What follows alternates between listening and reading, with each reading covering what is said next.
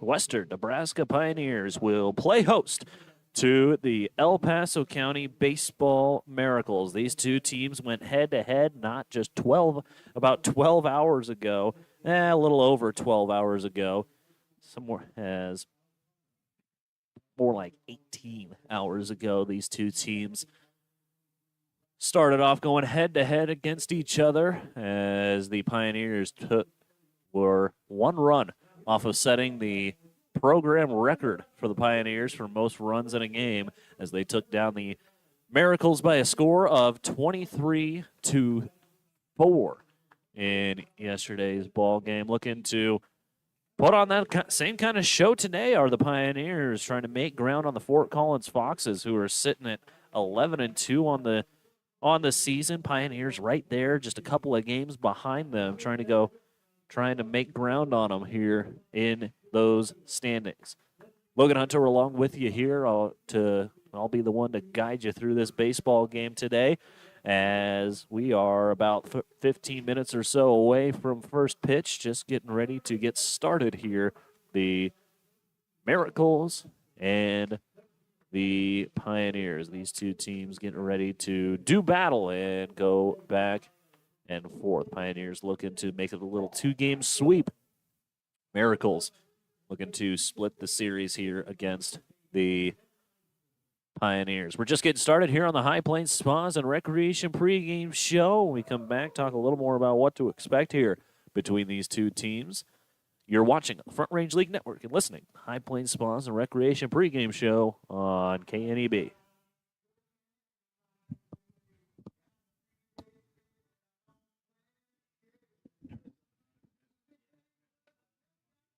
Oh, it was?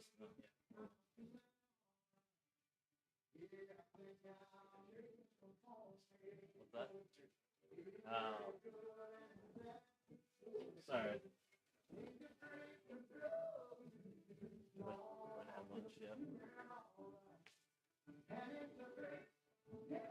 No, you heard him.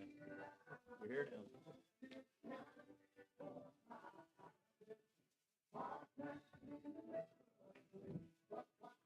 Yeah, I didn't have to change anything, thank God. No, we're off. Road trip. Last game for a couple of days. Yep.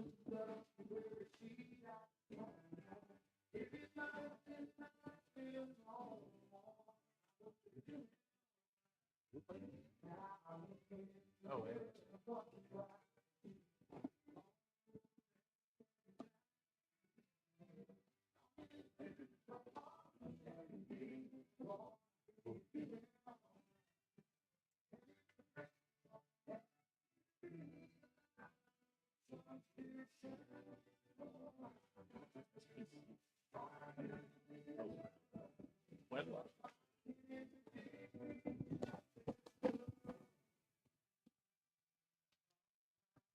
Welcome back to the High Plains Spas and Recreation pregame show, as we are about 10 or so minutes away from first pitch between the Miracles and the Western Nebraska Pioneers. Talk a little more about kind of what we've seen out of the Pioneers for these past few games. Of course, they just nearly set the program record for runs in a game against the Miracles yesterday. The day before, I should say, they played the Australian Select Colts. Game not officially official in the standings, but still just another opportunity for guys to get some swings in. And you know what? It was a good game overall. That game, for those who missed it, there's the Australian Select Colts who travel around. Yesterday they were at Greeley, and then I was talking to the coach after the game, asking him where all they were going.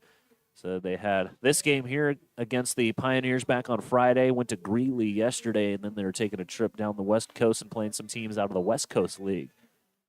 So just kind of an interesting little travel group to play some baseball for them. And then yesterday, Pioneers taking down the Miracles, looking to do it again here today. Back on Wednesday, Pioneers in a doubleheader against Greeley. First game did not end the way they wanted it to. win an extra inning than they were expecting it to. In the bottom of the 8th, it was walked off by Greeley, a 3-run shot, walk-off home run to give the Grays the win in Game 1. And then Game 2, it was all Pioneers picking up a win there by a score of 15-1. Pioneers get the day off tomorrow, and then they hit the road, head down to Boulder for 2 games against the 64s, and they turn right back around, head even further south, head over to Colorado Springs to take on this El Paso County Baseball Miracle Squad for another game down there at Block Tickets Park in Colorado Springs. Should be an interesting one. A lot of the same individuals on tap here for El Paso County and the Pioneers. As everyone coming out onto the field, I think we have someone out there ready to throw the first pitch. Just kind of looking around. Everyone for El Paso County kind of staying out of the sun. A few guys getting loose. See Nathaniel Pimentel out there throwing. He is not the starter in this one, but might see him a little bit today. Haven't seen him in a couple of games. As we have a birthday being celebrated. Man, throwing out the first pitch. Oh, it's tomorrow, I just heard. And there we go. First pitch from I think that was some a member of our game day staff throwing out a first pitch. Having their birthday celebrated, and now another first pitch. Perfect strike. Well, there you go. When we come back, talk a little more kind of what to expect here out of these two squads in today's ball game, and then after that, it will be lineups and first pitch coming your way next. This is the High Plains Spas Recreation pregame show. You're watching on the Front Range League Network and listening to Pioneer Baseball on KNEB.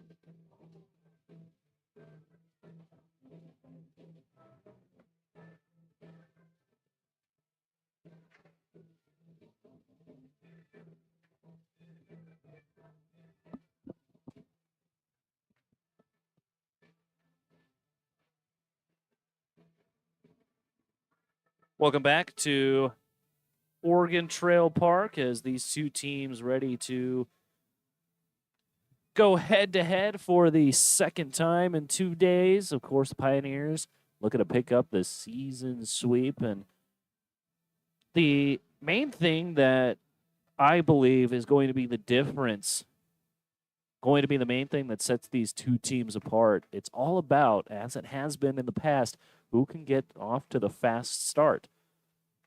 I mean, the Baseball Miracles, in yesterday's ball game, both teams kind of struggled out of the gate, and the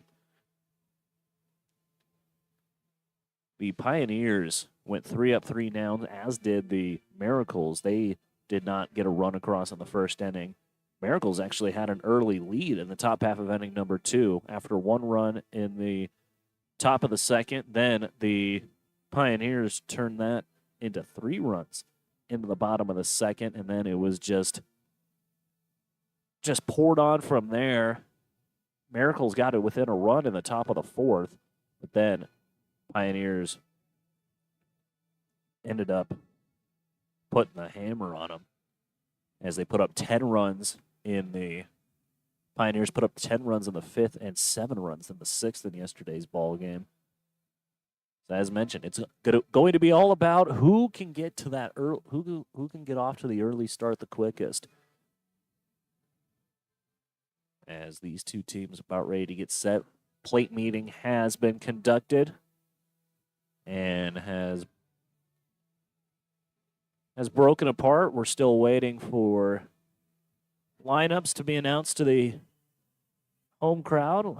Other than that, everyone looks about ready to get things underway. We're about 4 minutes away from first pitch here as all the Pioneers out there on the left side, on the third base side, see Tyler Antwine kind of just swinging the bat kind of barely with underhand tosses from, I believe that's Mikey Pickett giving him underhand tosses, and then also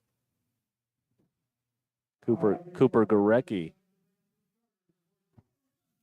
as the home team lineup getting ready to be announced here to the hometown Pioneer crowd. It's another game, as mentioned, for the Pioneers to attempt to make ground on the Harvest division leading Fort Collins Foxes. As I kind of look at the schedule, the Foxes are in action today. They will be hosting the Boulder 64s. Those two teams are about the upper echelon, for lack of a better term, in the ILB or in the FRL. So definitely a couple of interesting games going on here in this one, as we'll go ahead and take a break. National anthem getting ready to begin. This has been the High Plains Spas and Recreation pregame show on the Front Range League Network and also on KNEB. Lineups at first pitch coming your way next.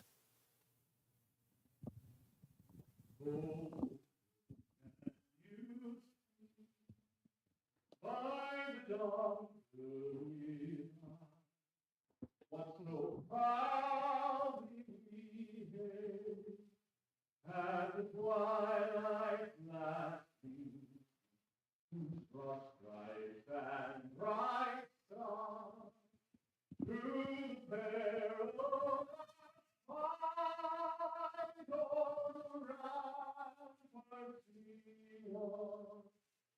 words of gallantry, and the rocket's red glare of bursting air gave proof through the night that our flag was still there. Oh, say that star-spangled banner yet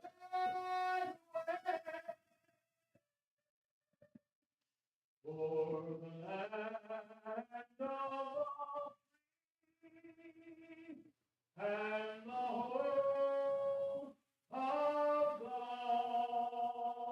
brave.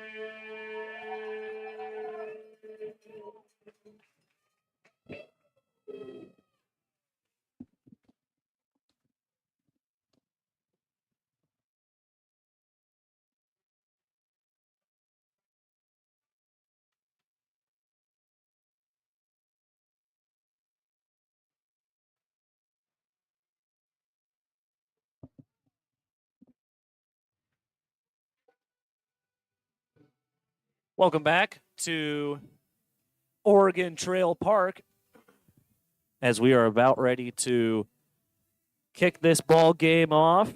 everyone out there getting ready to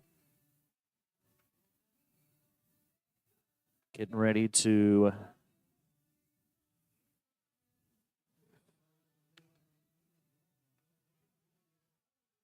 get things going here.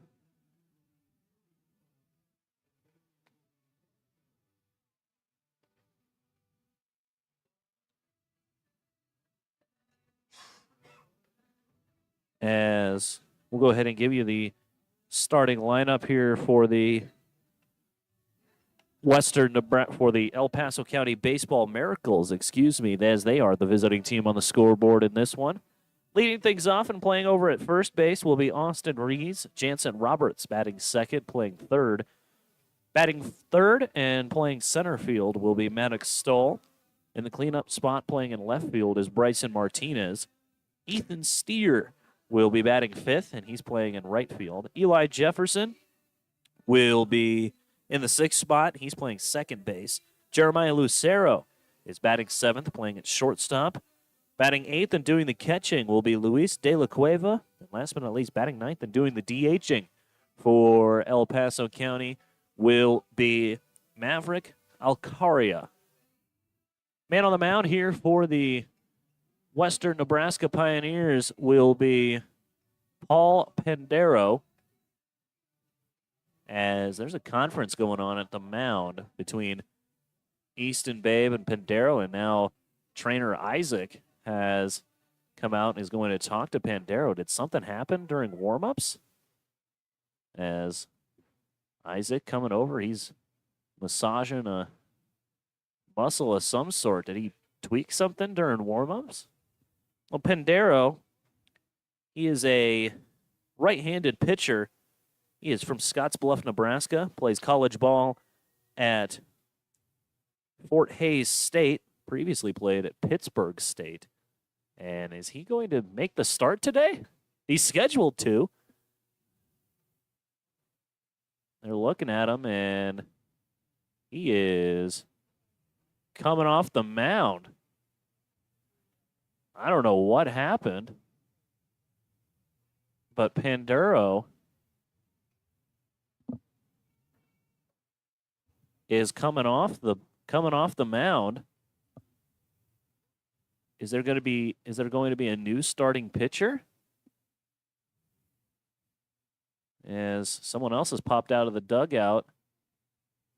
Carter Champy has popped out of the dugout. So Paul Pandero was scheduled to make the start, but something happened to where Easton Babe and the trainer Isaac had to come out and talk to him. He was massaging something in his back. So Pioneers have to audible here, and instead of Paul Pandero, it will be Carter Champy getting the start here for the Pioneers. Okay. Well, Carter Champy, tell you a little bit about him now, I guess.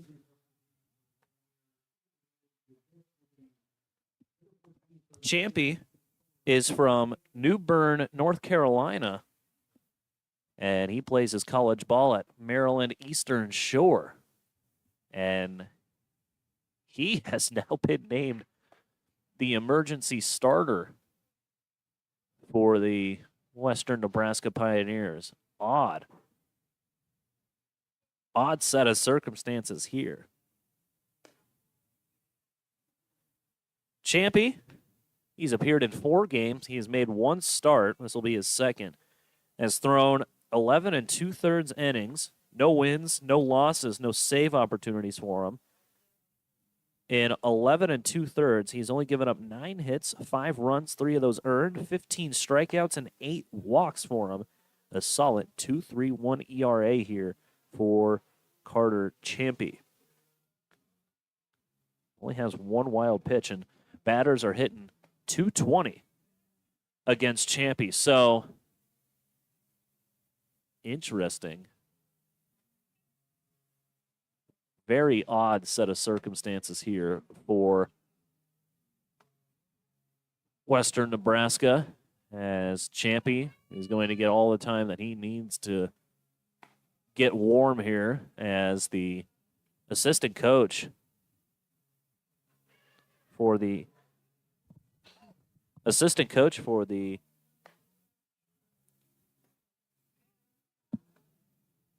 Miracles, that is Marcus Arida.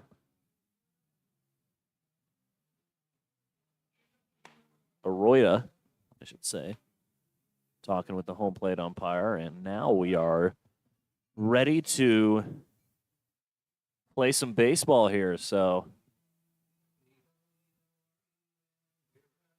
up to hit will be the leadoff man, Austin Rees. Has had to wait a few minutes to get everyone warmed up. First pitch to Rees, on his way, off the end of the bat, and foul. First pitch here, 1:41 Mountain Time. Temperature 83 degrees. And now it's just switched to 84 as the next pitch is called a ball, 1-0. Calling for some, they say, isolated thunderstorms, although when the clock rolls around to 4 p.m., it's a 96% chance of rain here in Gering. Hopefully Oregon Trail is part of that 4%, as Breeze is ahead of the count here, 2-1. Champy comes set. Next pitch catches the outer half of the plate. 2-2 the count. Breeze went 1 for 4 yesterday. He has the most hits out of anyone on the team. 19 hits for the right-handed hitting first baseman as he chops one foul. 2 balls and 2 strikes again. And if you're just joining us, Carter Champy on the mound. It was originally supposed to be Paul Panduro to do the pitching as a slow roller on the ground to second. Peterson got it. Flip with his glove for the flip to his glove to first for the out.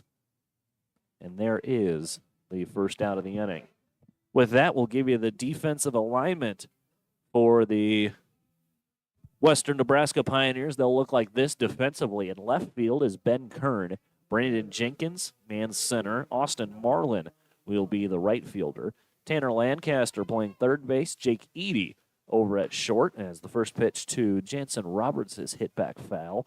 Bryce Peterson playing second base. Ashton Pinedo will be manning first, and the man doing the catching will be Lauren Binney. No balls and a strike here to Jansen Roberts. Champy in the windup. Fastball on the ground to short. Eady's got it. Throw to first is in time, and the first 2 guys are set down. Ground ball to second, ground ball to short. Is Lancaster going to get a chance at third?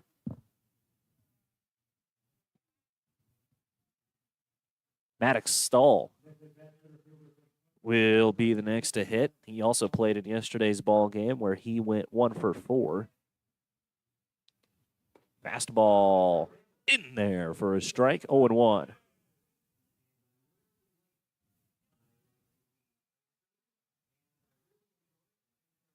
Oh, and 1. Here it comes from Champy. Fastball, another ground ball, third straight. Eady has to throw quickly. Throw to first. Took Pinedo off the bag, and Maddox Stahl is going to be safe. And now the home plate umpire is going to come over. That Tim and Ben, and they're talking about it. No, home plate umpire had a different angle. And now here comes the manager, Jim Byington. He is fired up, saying, how in the world can you make that call when you're standing 90 feet away? Byington not happy with that final call, as that will end the first inning. No runs, no hits, no errors. 3 up, 3 down. Go the Miracles. We'll go to the bottom half of inning number 1 on your West Coast scoreboard. It's the Miracles 0, And the Pioneers, nothing. We'll be back. You're watching on the Front Range League Network and listening to Pioneer Baseball at KNEB.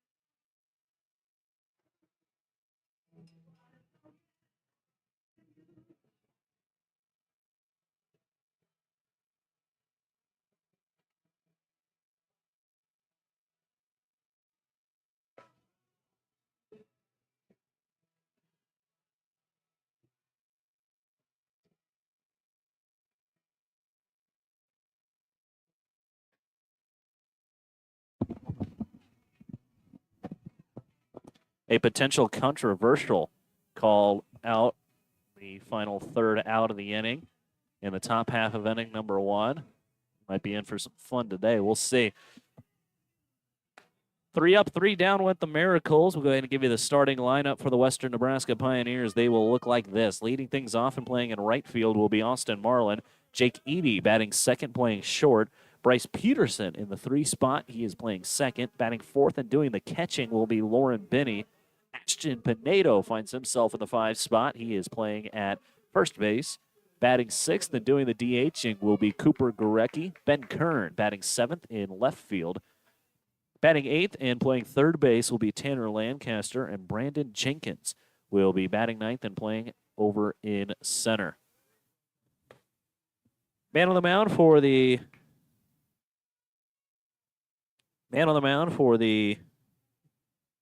El Paso County Miracles will be Zach Sanders, as Marlin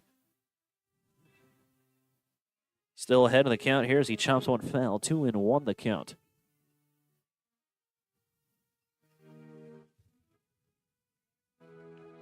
Sanders plays college ball at Trinidad State in Colorado. 2-1, Marlin looking to square, pulls the bunt back, stays high, 3-1.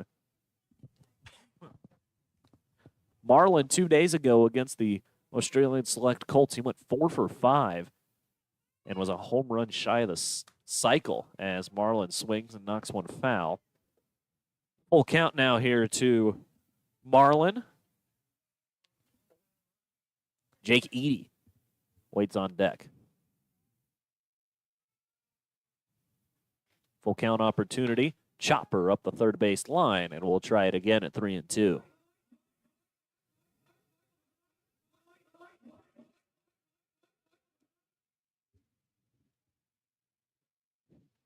Sanders nods, comes set, 3-2. Bounces, and that's ball 4. Leadoff walk for Austin Marlin. He's on first here with nobody out.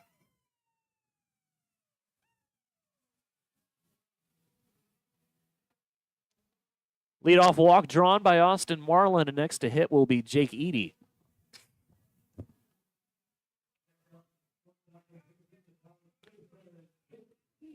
Eady did not appear in yesterday's ball game as he's first pitch swinging. Slow roller on the ground to second. Jefferson, bare hand, throw to first is going to get away. Marlin advancing over to third. Reese slips, and it's runners on the corners now with nobody out.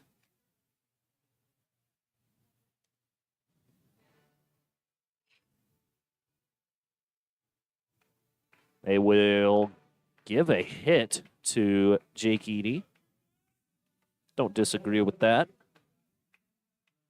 Would have been a tough play for Jefferson to make anyway, since he wasn't sure if Sanders was going to have a play on it. So Jefferson kind of got his run started early, or late, I should say. Tough play there for Western Nebraska. First pitch swinging is, or El Paso County, I should say. First pitch swinging is Bryce Peterson as he skies it towards the right side. Foul. Peterson was limited to pinch hit duties no, he started yesterday. Couldn't remember if he was pinch hitting or starting yesterday. Towards the end of that game, the bench was emptied out for the Pioneers. He started yesterday, and he went 1 for 4. 1 for 5, actually. Runner breaks for second. Peterson rips one down the left field line. Foul.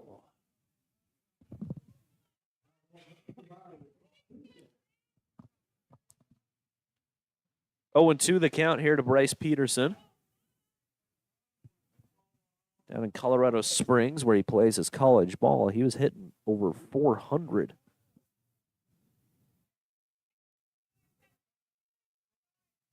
Fastball, swing and a miss. Peterson down on strikes, and that will be the first out of the inning. First strikeout for Zach Sanders. As next to hit will be Lauren Binney.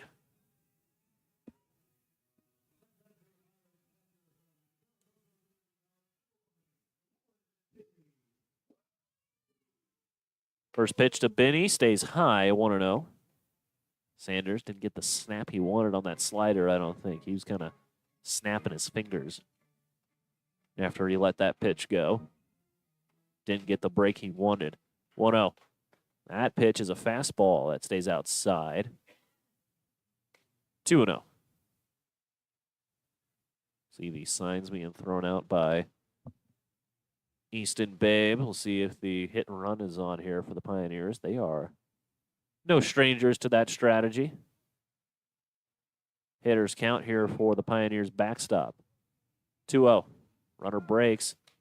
And where did that hit? I think that hit off either the elbow guard or the hand of Lauren Binney as he fires his elbow guard towards the dugout. And Alex Draper has come out of the dugout. I believe he will be a courtesy runner for Lauren Binney as he steps on first.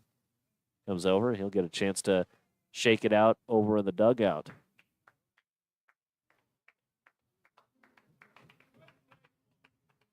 One gone in the inning. Here's what the defensive alignment looks like for the Miracles.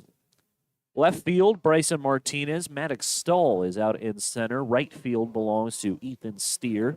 Jansen Roberts is playing third base. Jeremiah Lucero playing short. Eli Jefferson is over at second. Austin Rees manning first as the first pitch to Ashton Pinedo misses outside for a ball, 1-0. Last but not least, as he did yesterday, Luis De La Cueva will be doing the catching for El Paso County. 1-0 the count here to Ashton Pinedo as he's got a golden opportunity. Bases loaded. Chopper on the ground to second. Throw will go to second to the shortstop covering for one. And now we got a man caught in a rundown over on third base. Edie rounded third. Now he's caught between third and home. Throw back to the third baseman. Into the rundown. Flip back to Sanders. He is tagged out. And there is the third out of the inning. Got the force out from Binney. Or Draper, it would have been, going over to second. So a double play here to end the inning as Jake Edie tagged out, got too far away from third base. On your West Coast scoreboard, Pioneers do get a run in out of all of that mess. Go to the top half of inning number 2. On your West Coast scoreboard, it's the Pioneers 1 and the Miracles nothing. We'll take a break. You're watching on the Front Range League Network and listening to Pioneer Baseball on KNEB.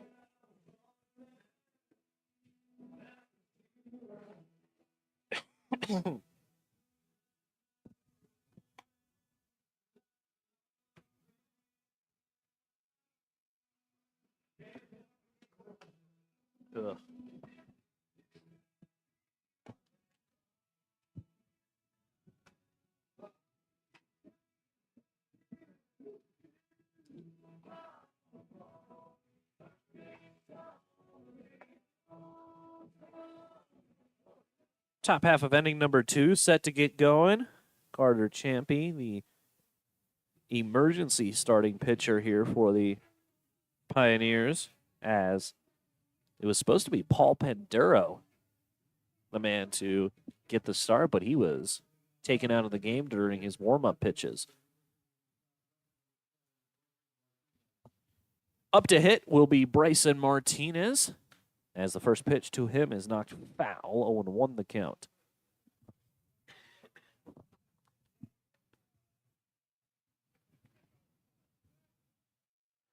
Martinez, in yesterday's ball game, he went 2 for 2 as the next pitch to him is a strike, 0-2 the count. Went 2 for 2. He drew a walk and had a couple of singles in yesterday's ball game. 0-2 to him. Outside, and that's ball 1.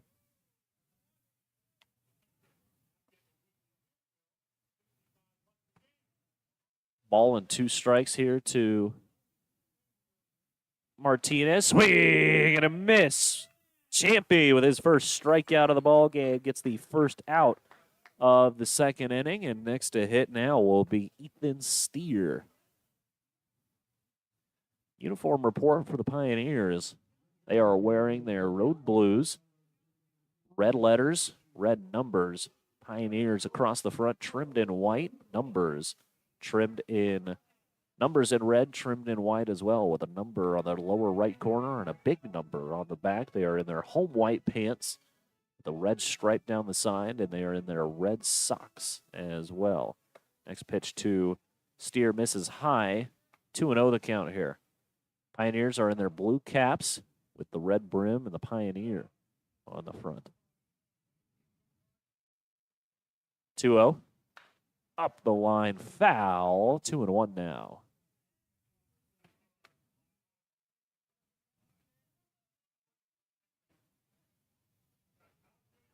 Two balls and a strike here to Steer. He played in yesterday's ball game as well, where he did not have an official at bat. He drew 3 walks yesterday as this pitch is popped up down the line. Foul.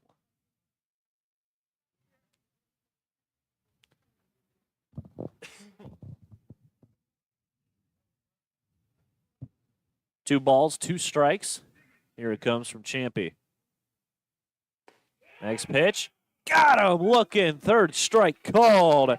Ethan Steer down looking for the second out of the inning. And there's 2 down, and Eli Jefferson will be the next to hit.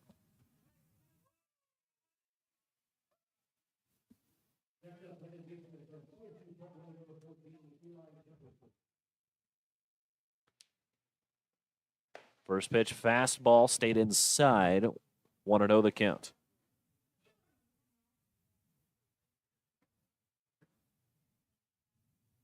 A little more information on Carter Champy's college as the 1-0 is swung on and missed. Ball and a strike now to the right-handed hitting second baseman. He attends Maryland Eastern Shore. They're known as the Hawks. They're located in Salisbury, Maryland. Swing and a miss at the fastball. Good pitch there from Champy. Now it's 1-2.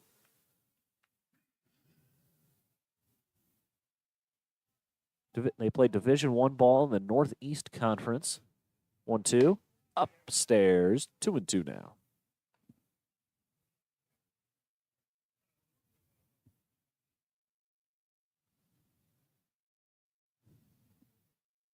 Two balls, 2 strikes. Chopped foul just off the end of the bat. 2 down here in the top half of inning number 2. Champy looking to strike out the side.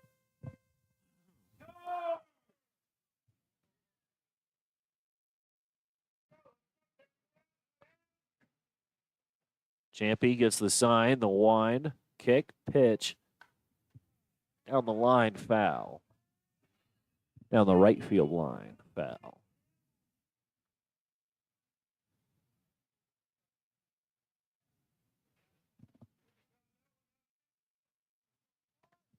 Trying to make it the first 6 set down. Next pitch from Champy.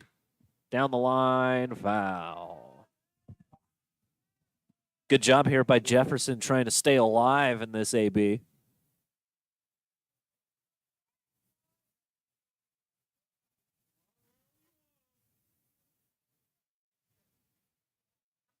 2-2. Another pop-up down the right field line and another foul ball.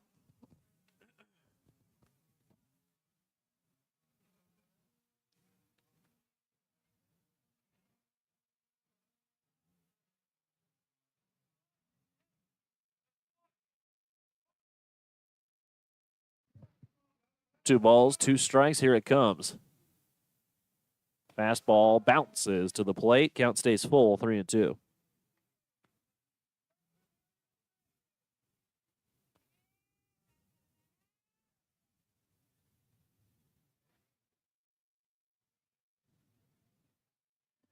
Next pitch, outside, ball 4. So a great at-bat there by Eli Jefferson. And there's the first base runner of the game for El Paso County.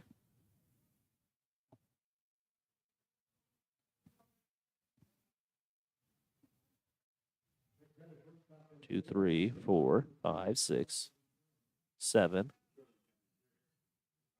10 pitch at bat that results in a walk. Great AB there by Jefferson as the first pitch to Jeremiah Lucero misses inside, 1-0.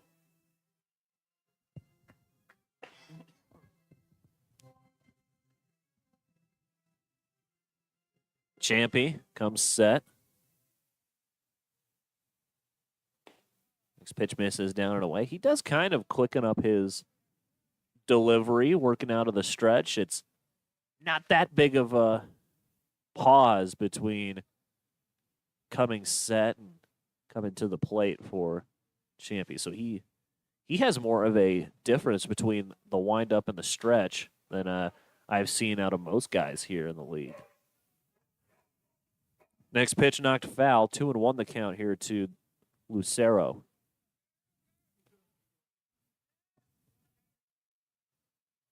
2-1. Here it comes from Champy. Down and away. 3-1 now. If Lucero is able to get on base, De La Cueva would be next.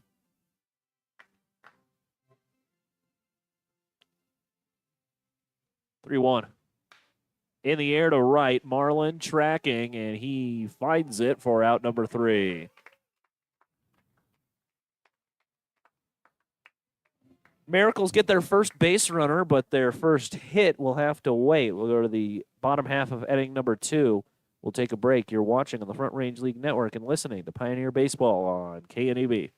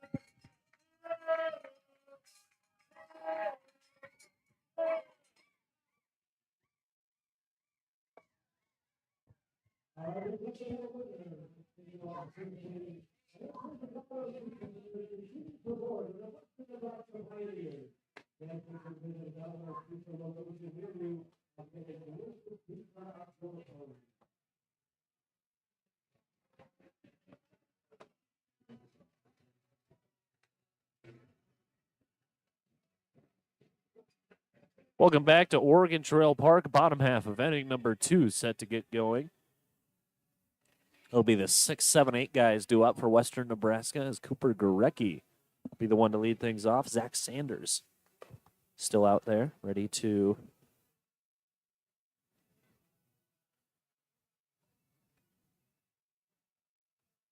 get things going.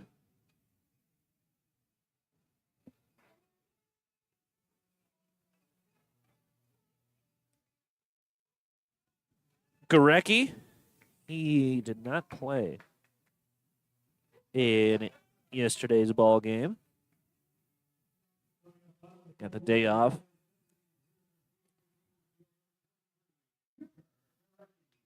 Easton Babe has figured out his rotation of designated hitters.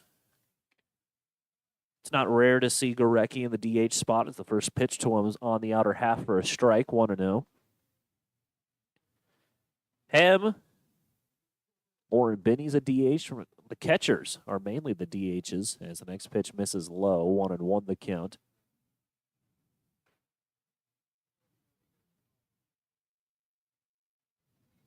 One ball, one strike.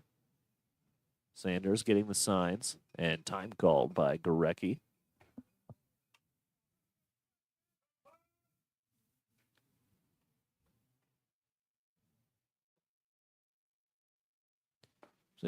Swing and a miss that time by Gorecki. 1-2 now.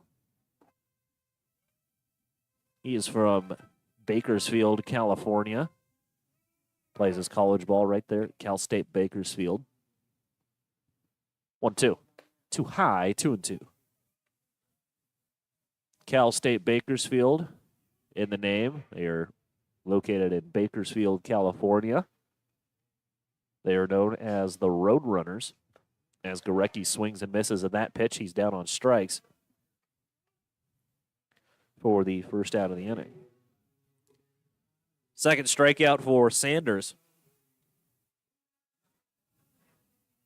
A little more information about Cal State Bakersfield.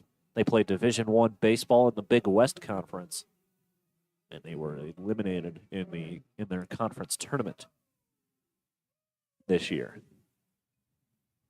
Ben Kern, next to hit, pitch misses high. He was looking to square. He was able to pull it back, though, 1-0.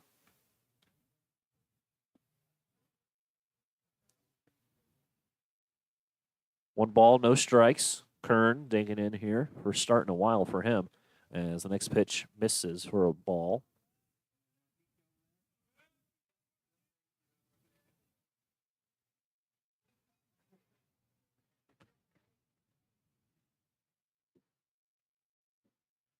One ball, one strike.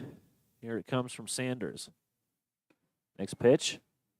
Caught the outer half of the plate. Looked a touch outside from up here, but I'm not right up there next to it. 1-2.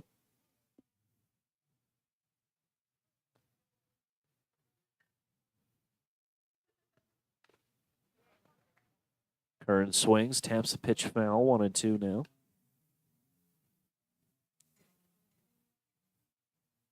Kern, last start he made was in Game 1 against the Greeley Grays in that doubleheader.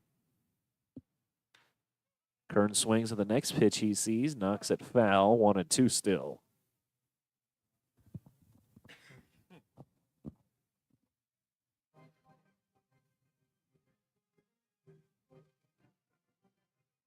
One and two here. Sanders comes set.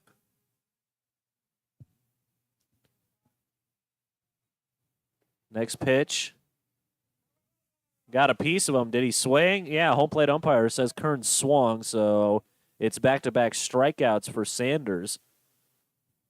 And there's two gone in the inning.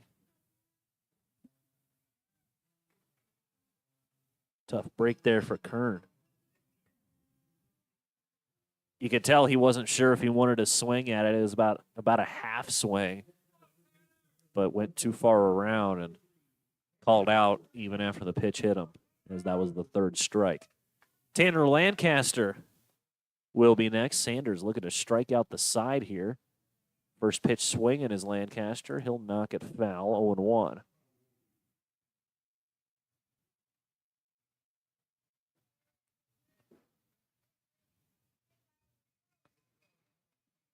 Sanders getting the sign. 0-1. In there for a strike. 0-2 the count now.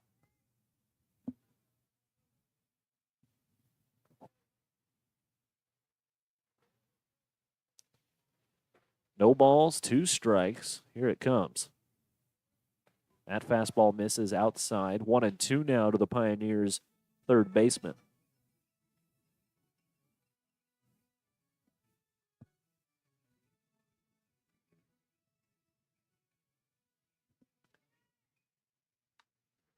Next pitch swung on by Lancaster, knocked foul. Doing his best to try to keep Sanders from striking out the side here.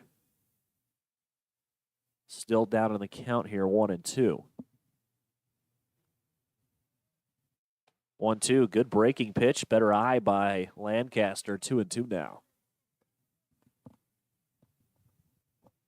Those off-speed pitches are tough when they start so high in the zone. You're expecting them to drop, but that slider stayed way outside. Good pitch there by Sanders. Just couldn't get Lancaster to chase.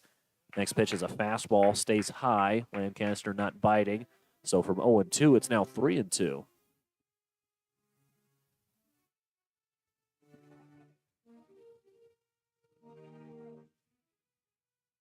Payoff pitch, swing and a miss, and Sanders strikes out the side, and that'll end the inning. No runs, no hits, no errors as all three Pioneers that come to the plate strike out. We'll go to the top half of inning number 3 on your West Coast scoreboard. The Pioneers 1, the Miracles nothing. We'll take a break. You're watching on the Front Range League Network and listening to Pioneer Baseball on KNEB.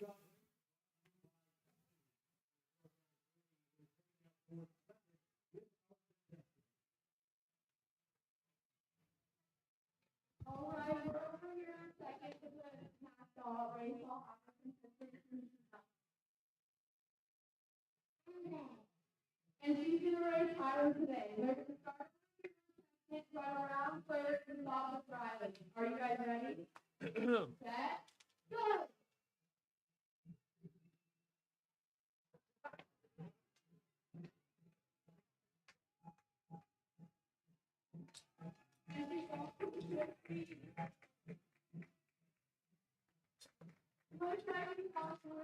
Great job. Thank you, Gering. We also this for a little winner. Someone that is a refugee support of the Nebraska Pioneers. And this is the contestant here, this is Deputy Rob, the Roger Pioneers play.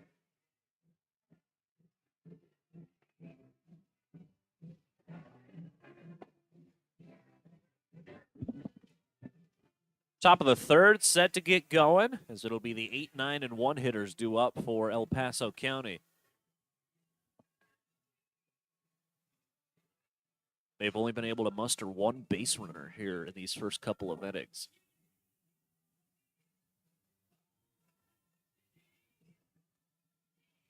As De La Cueva,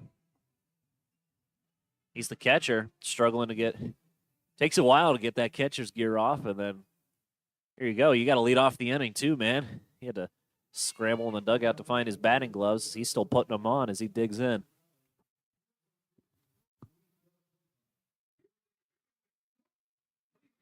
First pitch from Champy. Fastball. Slow roller on the ground to short. Edie got it. Throw to first in time, and there's the first out. One pitch, one out, and there's one gone here in the top of the third.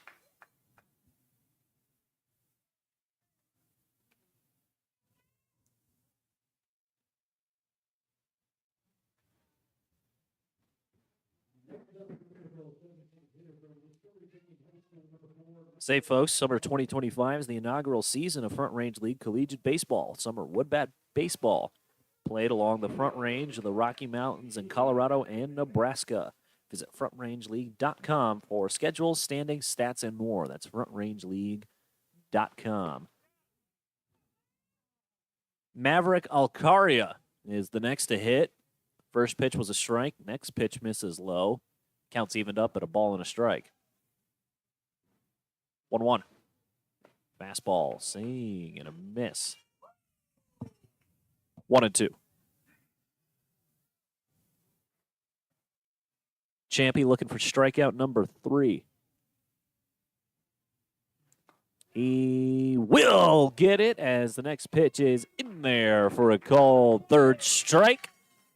2 gone here in the top half of inning number 3. Third strikeout, I should say, for Carter Champy. Lineup will flip over now, and Austin Rees will get his second time at the dish. Swing and a miss at the first pitch he sees. 0-1 the count.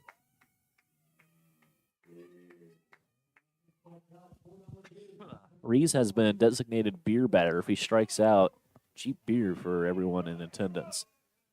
0-1. Chopper towards the left side. Charging is Lancaster. Throw to first is in time. Beat him by a step. And there's the third out of the inning. 3 up, 3 down. Go to the Miracles. No runs, no hits, no errors. Go to the bottom half of inning number 3. On your West Coast scoreboard, it's the Pioneers 1 and the Miracles nothing. We'll take a break. You're watching on the Front Range League Network and listening to Pioneer Baseball on KNEB.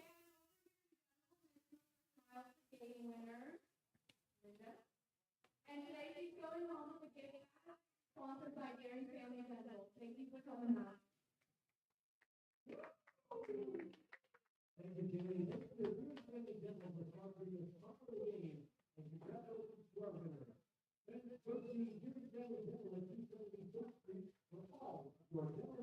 West Coast.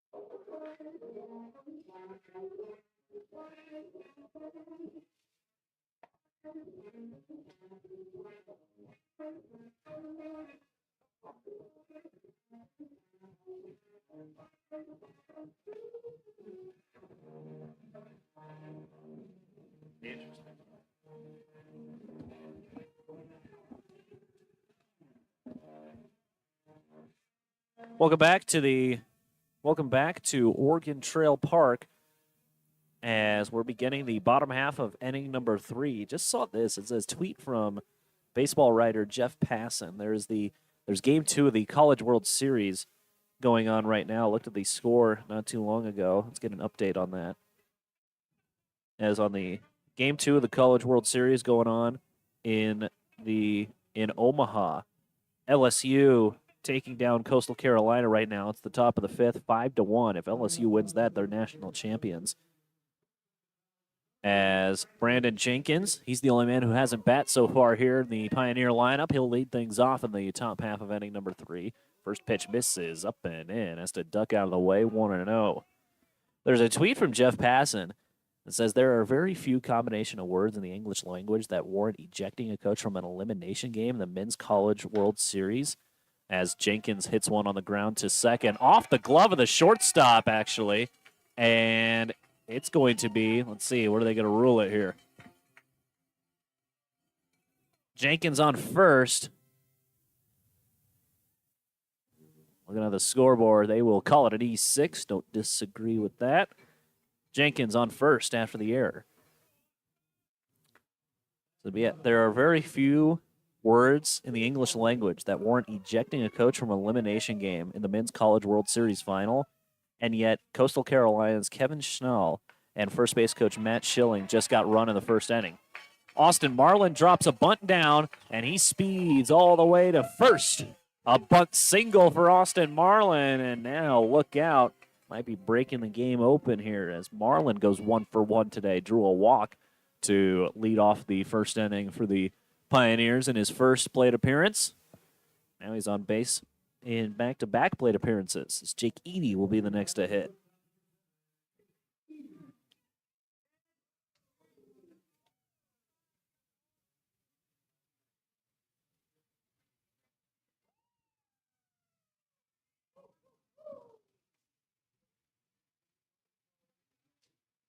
First pitch to Jake Eady misses, down and away, 1-0 the count.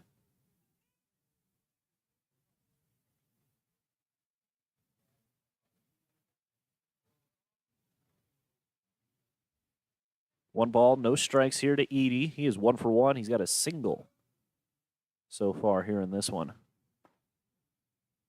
As the next pitch to him misses, 2-0 the count.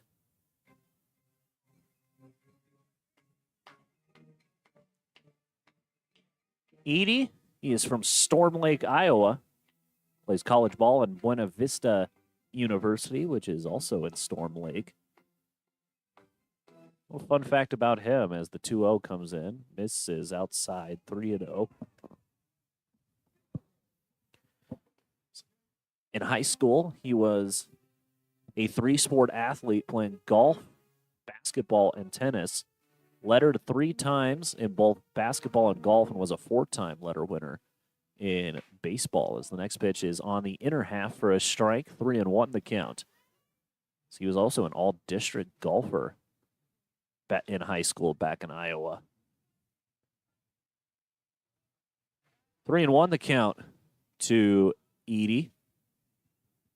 Breaking ball, caught a lot of the zone, and Edie puts it in the opposite field to right for a hit. Right fielder Steer drops the ball. Throw's going to come home, and one run will score. It's an RBI single for Jake Edie, and the Pioneers add on to their lead. It's now 2-0 in favor of Western Nebraska.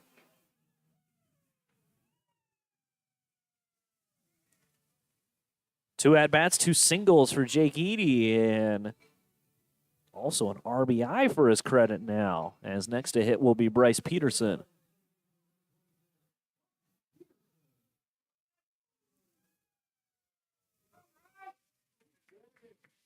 Peterson with a chance to break this game open here. First, swinging at the first pitch, slow roller on the ground to second. Diving stop by the shortstop. And everyone is going to be safe. Calling it an infield hit, I would, for Bryce Peterson. Good job by the shortstop, Lucero, to just knock it down as another run comes in to score. Austin Marlin in to score, and it's an RBI single for Bryce Peterson. Score is now 3-0 in favor of Western Nebraska.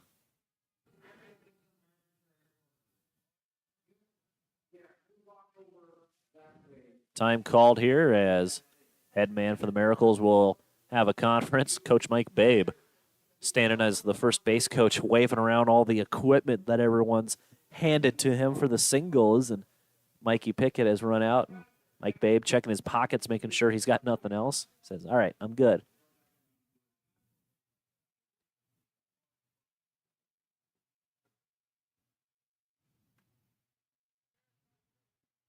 Next, a hit for the Pioneers with runners on first and second, and still nobody out here in the bottom half of inning number 3. Lauren Binney up to hit. He got hit with a pitch his last time up. Signs coming from Eli Jefferson. Binney looking to square, bunts it up the line, but I think it bounced off the home plate first, so it'll be foul. Tried to push it up the first base line. That only rolled about a couple of feet and died immediately. Probably wouldn't even been able to advance the runners. So actually a good thing that got called foul. Next pitch is a fastball on the ground to short. Jefferson takes it. Throw to first is not in time. He was off the bag. Jefferson stepped on the bag for the out. Appealed down to home.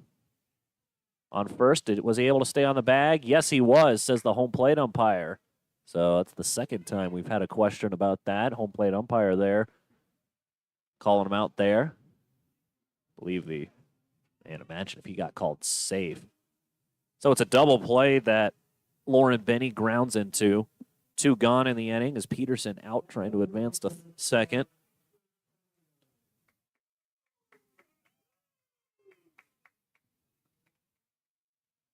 Ashton Pinedo up to hit. Fastball tapped foul, 0-1.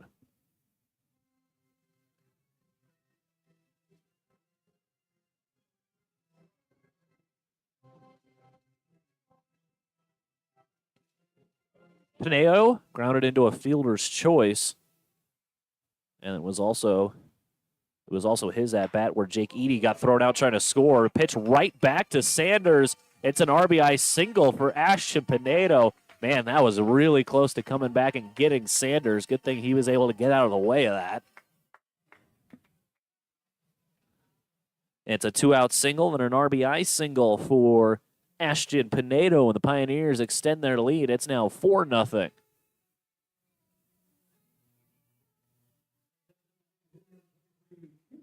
Up to hit now will be Cooper Gorecki.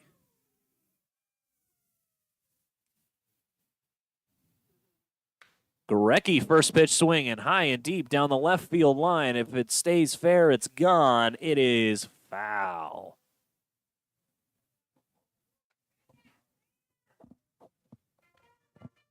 The 4th hit of the inning for the Pioneers.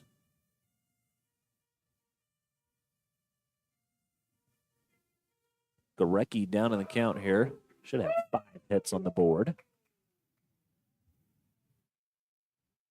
Breaking ball stays outside. Good job by Gering to lay off of that. 1-1 the count.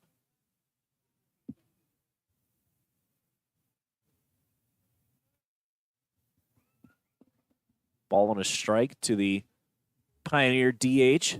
Swing and a miss. Good pitch that time. Just a challenge fastball that time. Gering swings through it, and it's 1-2.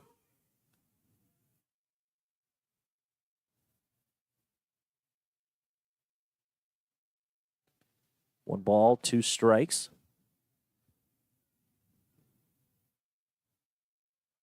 Runner breaks for second. Off the end of the bat. Foul. Hit and run does not come into play there.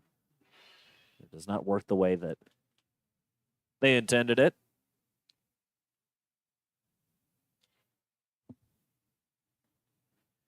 Gering, 0 for 1 today, struck out to begin the second inning, his last time up. 1-2.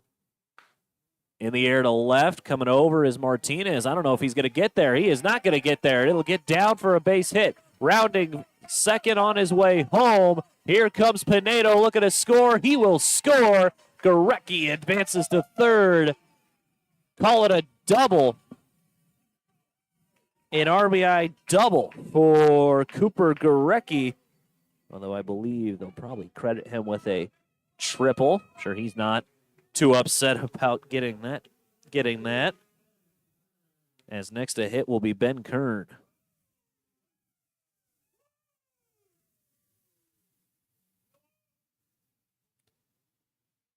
Lead is extended now 5-0 in favor of the Pioneers.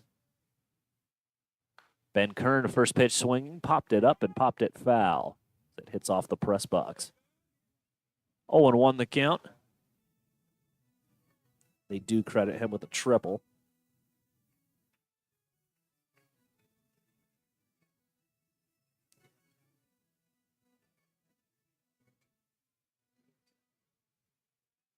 A 1. Chopper up the third base line, foul.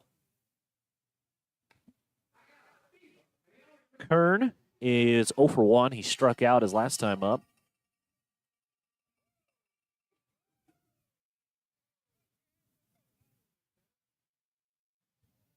Kern is from Baldwin, Missouri. As the breaking ball, great pitch there by Sanders, and Kern down looking. Beautiful slider action there from Zach Sanders, and that will end the inning. 4 runs come across to score for Western Nebraska. We'll go to the top half of inning number 4 under Wesco's scoreboard. It's the Pioneers 5 and the Miracles nothing. We'll take a break. You're watching on the Front Range League Network and listening to Pioneer Baseball on KNEB.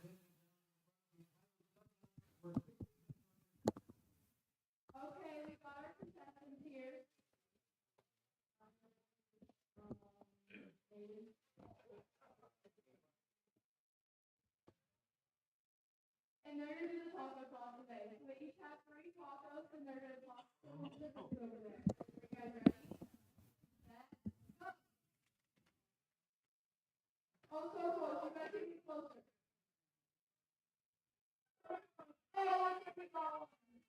Oh, great job, guys. Back to you, Bill. All right, good job, pilot contestant. Now, this is the number of the world for the rest of the Pioneers. Make sure to put the back of the world and don't forget the word to the line. Come on.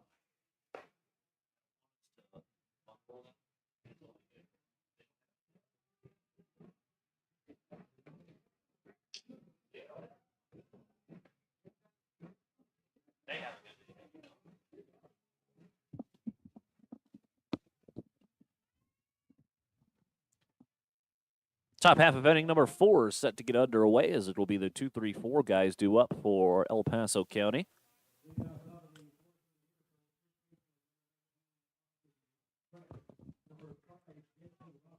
Jansen Roberts will be the one to lead things off. Carter Champy out there for his 4th inning of work. First pitch fastball back up the middle, and there's the first hit of the ball game for the Miracles.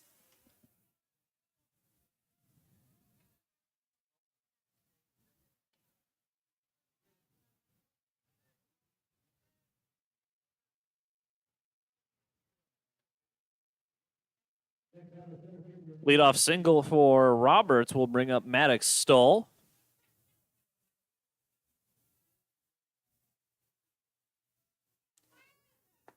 Beautiful breaking ball there from Champy. Finds the bottom of the zone for a strike, and it's 0-1.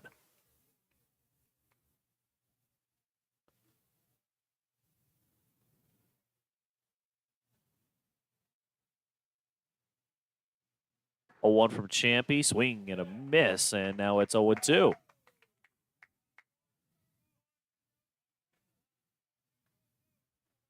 Champy looking for strikeout number 4 today. Comes set. Here it comes. Swing and a miss. Champy. 3 pitches, 3 strikes. Good morning, good afternoon, and good night. First out of the inning, 4th strikeout for Champy.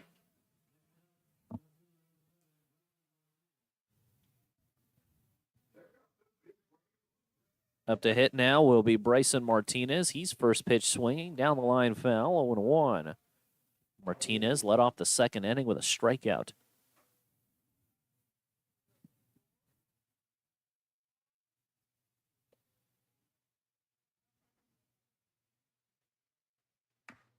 Next pitch, slowly in the air to Peterson. Fans on the tag for the runner at second, and the throw to first, not in time.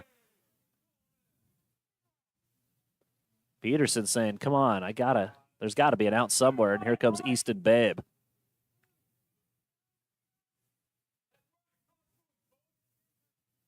Easton Babe coming out, wants to talk about it. I'm not sure that runner beat the throw. Did kind of look like I didn't think Peterson got the tag down. Now Easton Babe wants an explanation. Nods and says okay and walks away.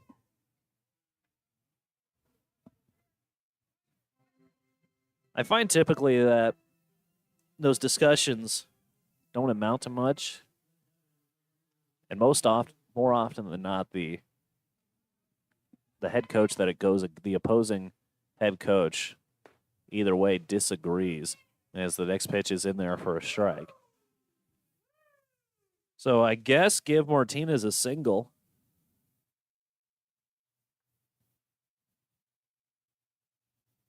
As Steer in an 0-1 count. Next pitch also finds the zone. 0-2 the count.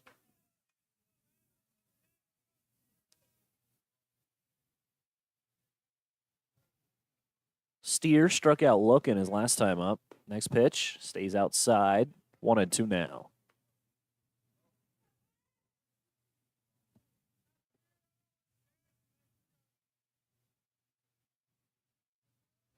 One ball, 2 strikes. Bounces to the plate. 2-2 now.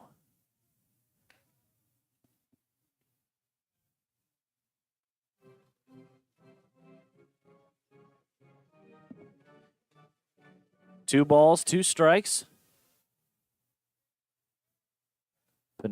Champy glances back at the runner. Chopper foul right in front of the plate.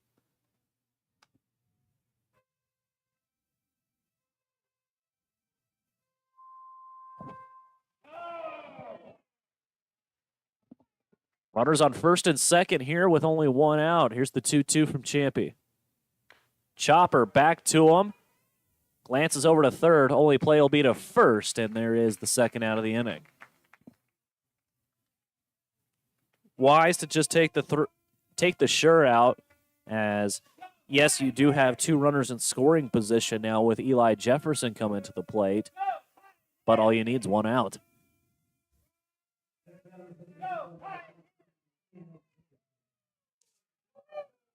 Jefferson, no official at bat for him yet, as he drew a walk his last time up. First pitch misses outside. Good job behind the plate by Benny to catch that and keep it from going to the backstop. It's 1-0.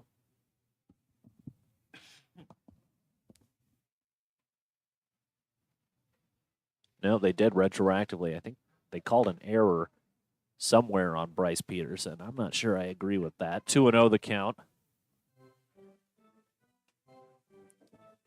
on that confusing play by Martinez where Bryce Peterson tried to first tag the runner. Ooh, that pitch. Borderline called a ball. 3-0 now.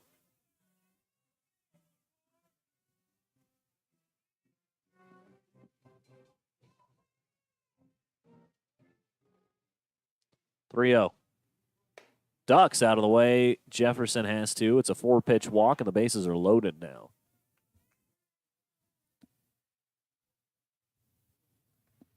Jefferson drawing another walk.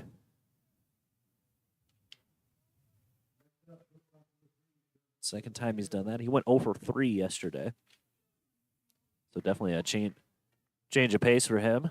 Got to feel good if you're Jefferson. Next to hit will be Jeremiah Lucero as the first pitch to him bounces to the plate for a ball, 1-0.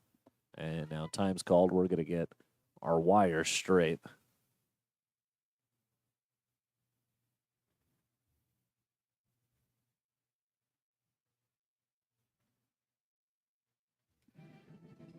There is someone up in the Pioneer bullpen getting boxed out by a light pole. Can't quite tell who that is over there. Lucero with a big spot here. Bases loaded, 2 outs. 5-0 our score in the top half of inning number 4. Next pitch misses high. 2-0 the count here to the Miracle shortstop. Swing and a miss. Good pitch there from Champy to get me over fastball. 2-1. Actually, might have been more of a changeup. 2-1 the count still. 2-1. Outside. No, it's a strike right on the outer half. 2-2 the count.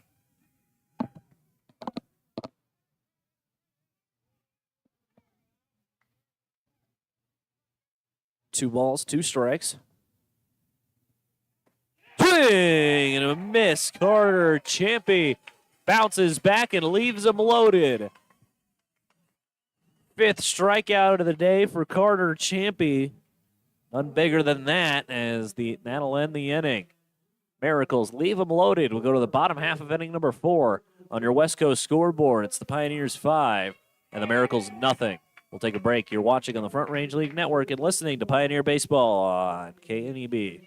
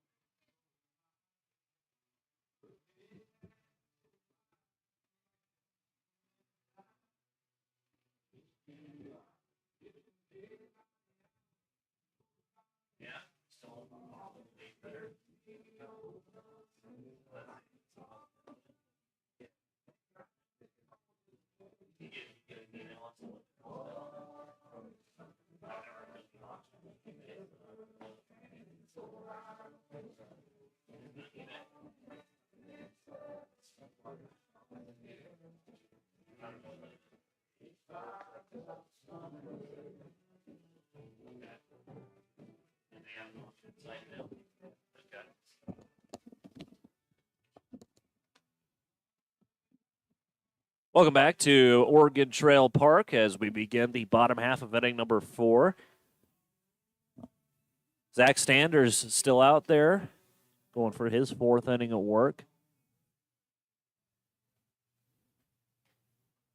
As here comes the only man who didn't bat in the 3rd inning for the Pioneers, Tanner Lancaster, will be the one to lead things off here. Lancaster 0 for 1, struck out to end the 2nd inning.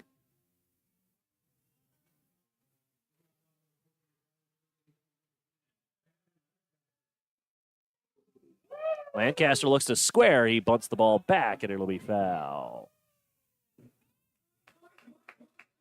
Into the crowd it goes. 0-1 the count to Lancaster.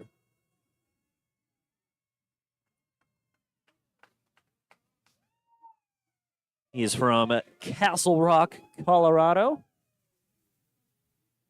And he attends Northwest Community College. As the next pitch is a fastball that misses high. Lancaster, he has appeared in 10 games this year. He's hitting .280 with a .486 on base. 7 hits, 3 extra base, 2 doubles and a triple, 2 doubles and a home run, I should say, for him this season. Struck out 12 times, has drawn 8 walks. 4 stolen bases on 5 tries this year as the next pitch. 3-1 the count now to Lancaster. Brandon Jenkins waiting on deck. 3-1. Taking all the way as Lancaster. It's a fastball at the knees for a strike. Full now, 3-2.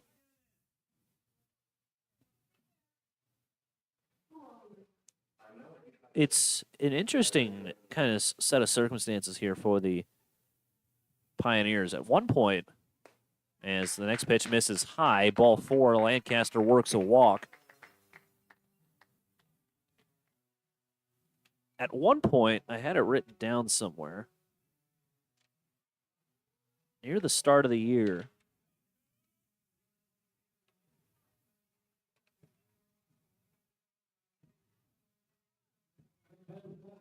in the series against the Boulder 64s, that was back on June 8th, Pioneers had a batting average of .280 as a team and a .422 on base, 142-point difference. That since then, the difference has actually gotten bigger. The Pioneers as a team are hitting .319 with a .449 on base percentage. The next pitch is tailing off the end of the bat of Jenkins. Hits right off the foul line. It's a fair ball. And Brandon Jenkins with a weird tailing hit ends up getting extra bases out of it. And it's a double for Brandon Jenkins.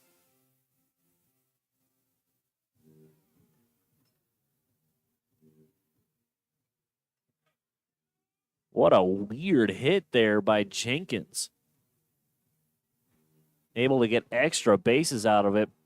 Helps when you got 2 guys out there on the base pass who are built for speed. 2 runners in scoring position for the man of the hour, Austin Marlin.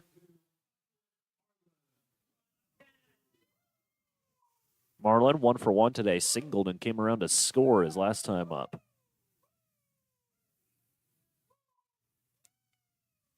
First pitch swinging is Marlin, pops it up and pops it foul. 0-1 the count.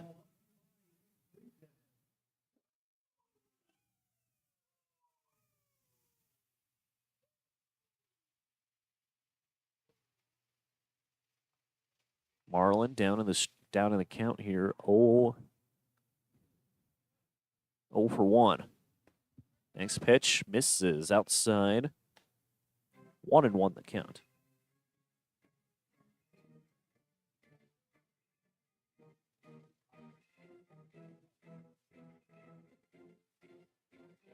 One ball, 1 strike. Next pitch misses high, 2-1.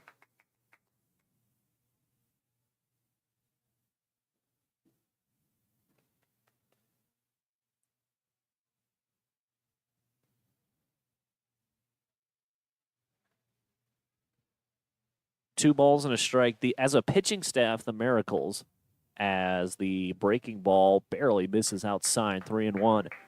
The Miracles get a first pitch strike around 52% of the time. Sanders himself about 45.5% of the time. But when he gets a first pitch strike, Marlin rips one high, deep, down the left field line. It is high, and it is far. It is foul. Ripped it. Now he just has to straighten it out. Full count here for Marlin.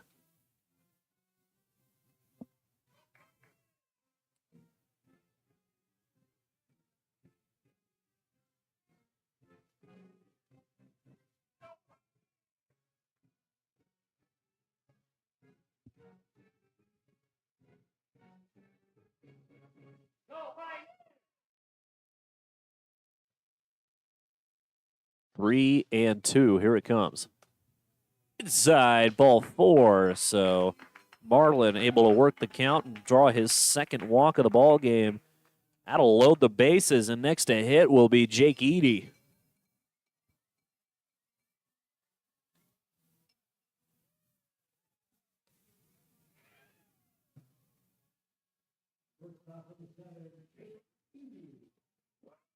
Eady this season, as he digs in here, he's near the top of the lineup, so doesn't get a lot of chances with runners in scoring position as he puts one in the air to right, going back on it is Steer. He finds it, puts the ball away. Everyone will advance a base. Throw cut off by the shortstop, and Austin Marlin.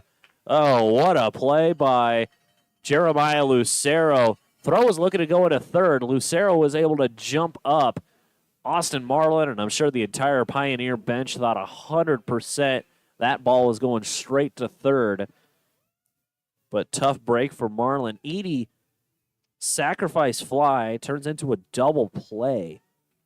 RBI for Jake Eady as Lancaster comes in to score. Jenkins advances to third as Marlin out trying to advance to second on the fly ball.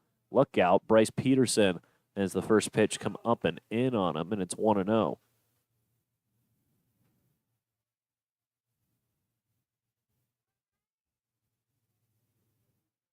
Peterson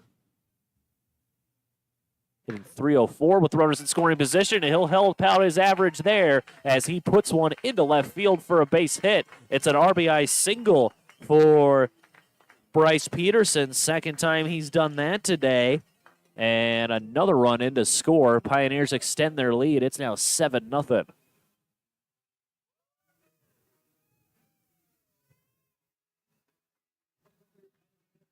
Man on first, 2 outs. Next to hit will be Lauren Binney.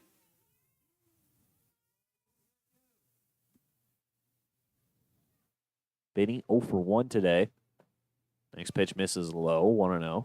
Hit by a pitch and grounded into a double play in his 2 plate appearances.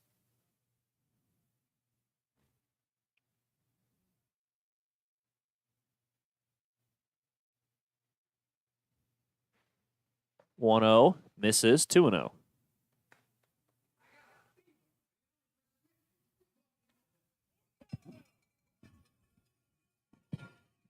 Binney, he is from Las Vegas, Nevada. As the next pitch misses, 2-0. He is from Las Vegas, Nevada, and he plays his college ball at Saracoso Community College. He's ahead in the count here, 3-0. Ashton Pinedo waiting on deck. See if Binney has the green light. No, he doesn't, as that pitch was right down the middle. 3-1 the count.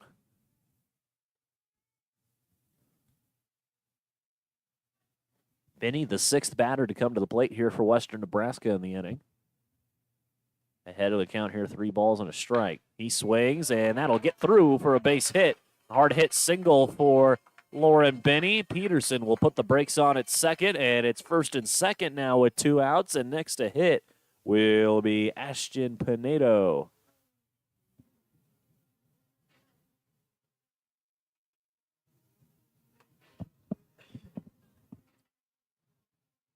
Good spot here for Pinedo. He had a spot similar to this in his last AB and cranked a single for an RBI. Love to do that again. He's 1 for 2 today.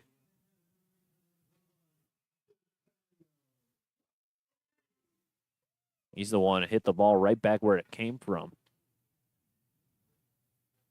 First pitch, off fastball, off the plate away. 1-0 the count.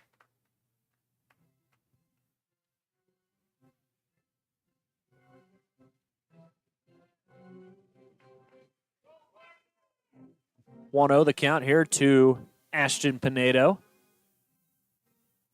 Sanders comes set now. Jefferson keeping close tabs on Peterson at second. Both runners go. Pitch misses high. Throw to the third is in time. And Bryce Peterson is caught stealing to end the inning. Pioneers get 2 runs here in the bottom half of inning number 4 as we'll go ahead and take a break on your West Coast scoreboard. It's the Pioneers 7 and the Miracles 0. We'll go to the top half of inning number 5. You're watching on the Front Range League Network and listening to Pioneer Baseball on KNEB. We'll take a break.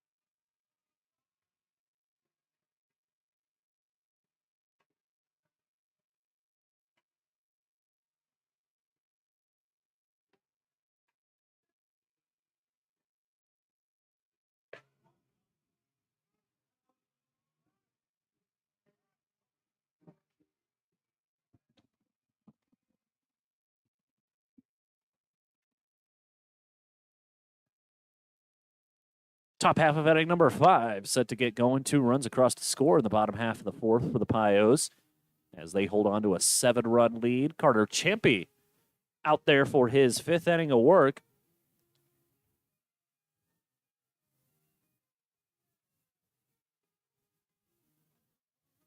As it'll be the 8, 9, and 1 hitters due up for El Paso County. Luis De La Cueva will be the one to lead things off. First pitch slider knocked foul, 0-1 the count.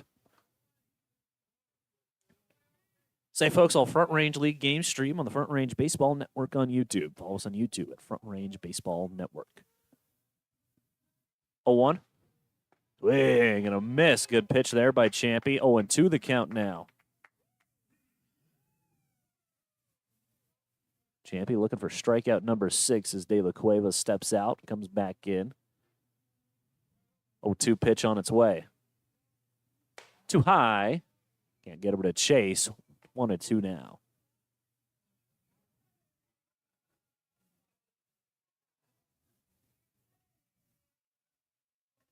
One ball, 2 strikes. Here it comes. Off the end of the bat, through on the right side for a base hit. De La Cueva having to hurry out of the box, gets to first, and it's a single for Luis De La Cueva to lead off the top half of inning number 5. Courtesy runner coming in as Mason Aaron will come in and run for De La Cueva. Next to hit will be Maverick Alcaria. Alcaria 0 for 1, struck out looking his last time up. Swing and a miss at the first pitch fastball. 0-1 the count now. Just pumped the fastball right by him.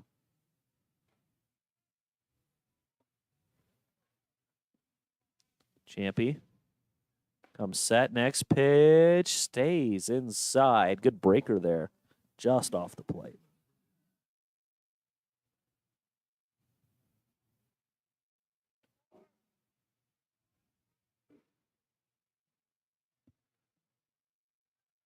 One, check on the runner. He'll dive back safely.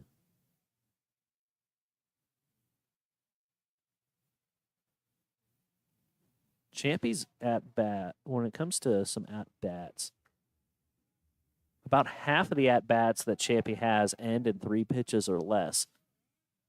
As the next pitch bounces away from Benny, runner advances to second. 2-1 the count now.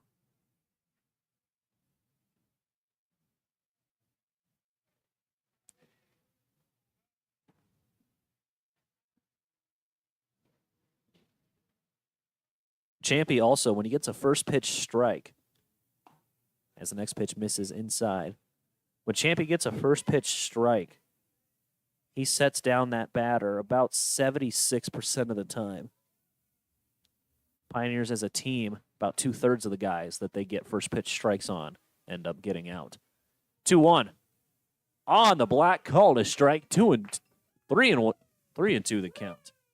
Full count offering now coming. Alcaria struck out looking at his first AB. Quickly calls time. Looked ready. Decided he wasn't. Waiting on deck for this full count pitch is Austin Rees. 3-2. Off the end of the bat, foul. Just a touch late on the fastball. Lucky to fight it off. Staying alive here. Full count still.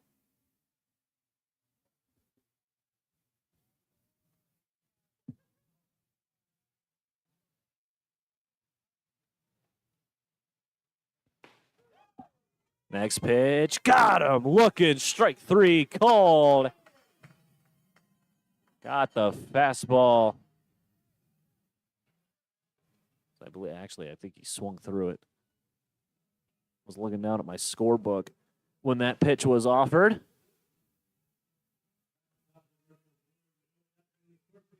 Either way, Alcaria down on strikes for the second time today. Sixth strikeout of the ball game for Carter Champion. Next to hit will be Austin Rees.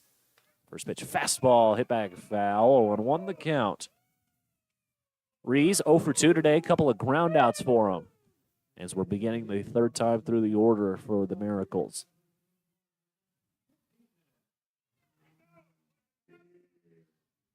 0-1. Outside, ball 1.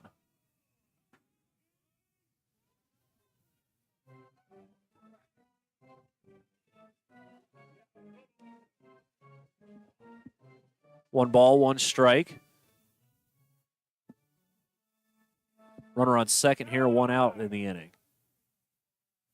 Off the end of the bat, foul, up the third base side. First base side, I should say. 1-2 now. Champy looking for strikeout number 7.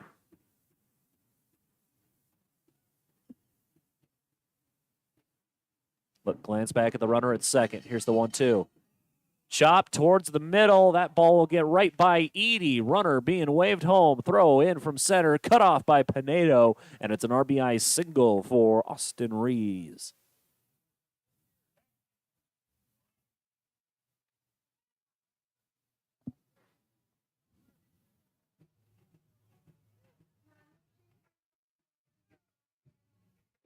Next to hit for the Miracles will be Jansen Roberts. He led off the 4th inning with a single. The Miracles have put a run on the board. Pioneers still with the lead. 7-1 our score here in favor of Western Nebraska. First pitch to Roberts misses. 1 ball, no strikes here to him. Champy glance back at the runner over on first. Fastball bounces 2-0 now.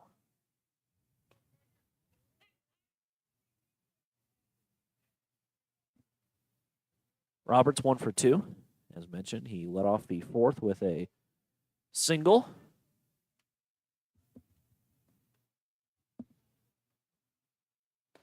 Off-speed pitch finds the zone for a strike. 2-1 now here to the left-handed hitting third baseman.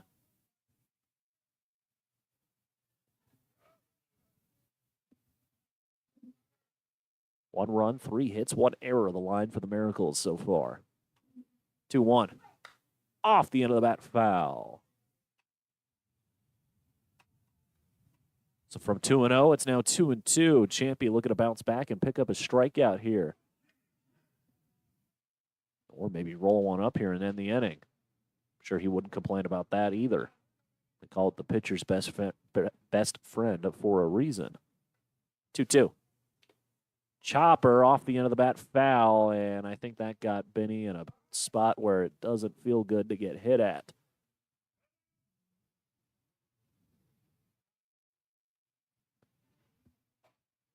Benny. Got to take a second, catch his breath. Count will stay where it's at 2-2. As Benny pops up, catches breath. Sure everything's okay. Gets a pat on the back from Roberts. Everyone on that baseball field can relate to what just happened to Benny.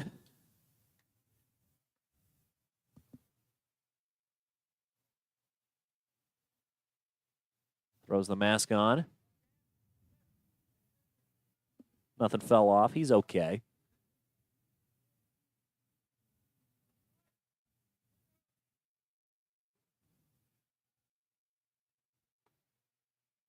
Two. Right back up the middle. Coming on is Jenkins, and he will put it away for the out. And the step on first. Double him up at first as Austin Rees thought that for sure was getting down. Hard hit ball. Hit it too hard almost. Hit it right at the center fielder, Brandon Jenkins. What a throw out there in the outfield to double him up. And that will end the inning. Bottom half of inning number 5 will go halfway home here in this one on your West Coast scoreboards. The Pios 7 and the Miracles 1. You're watching on the Front Range League Network and listening to Pioneer Baseball on KNEB.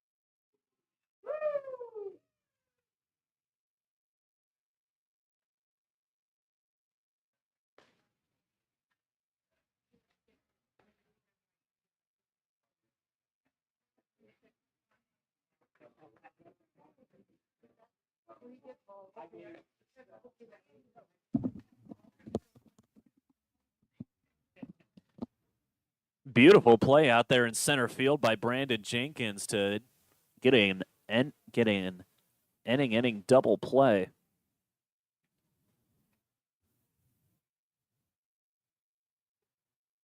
As we begin the bottom half of inning number 5.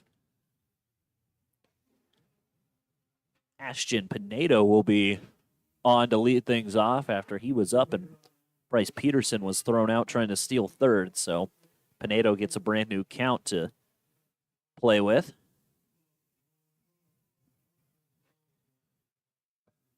So Pinedo still 1 for 2 today, looking for a leadoff single here. Give you another scoreboard update. Someone for Coastal Carolina just hit a home run in the World Series. Pinedo swings and hits one in the air to left. It'll one hop against the wall. Pinedo trots into second. A leadoff double for Ashton Pinedo.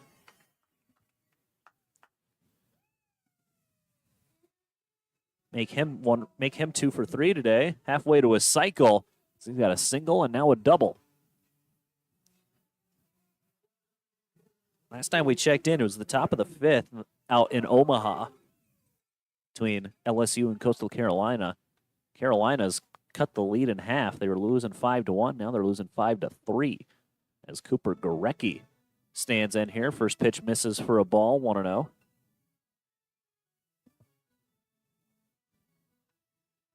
Gorecki, 1 for 2. He tripled his last time up. Fastball stays low, 2-0.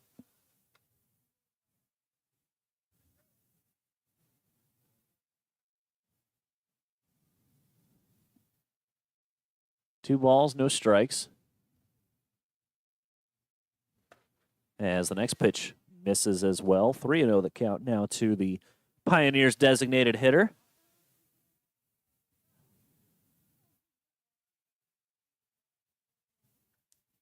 Three balls, no strikes. Gorecki looking to square, pulls the bunt back. It's in there for a strike, 3-1.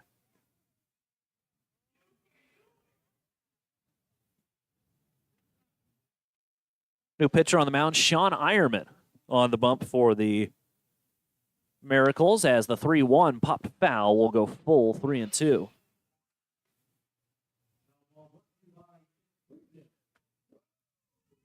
Three balls, 2 strikes. Leadoff double from Pinedo. Man on second, nobody out. As Ironman comes set, the 3-2 to Gorecki. Stays high as didn't get the break he wanted on the curveball, and it's a walk for Cooper Gorecki.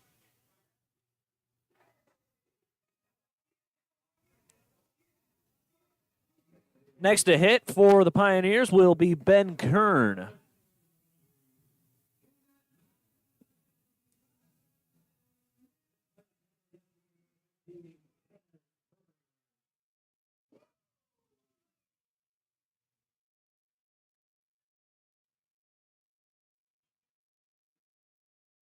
Kern digging in here. He's 0 for 2 today. Couple of strikeouts. Looking to change that here. Fastball swing and a miss. 0-1.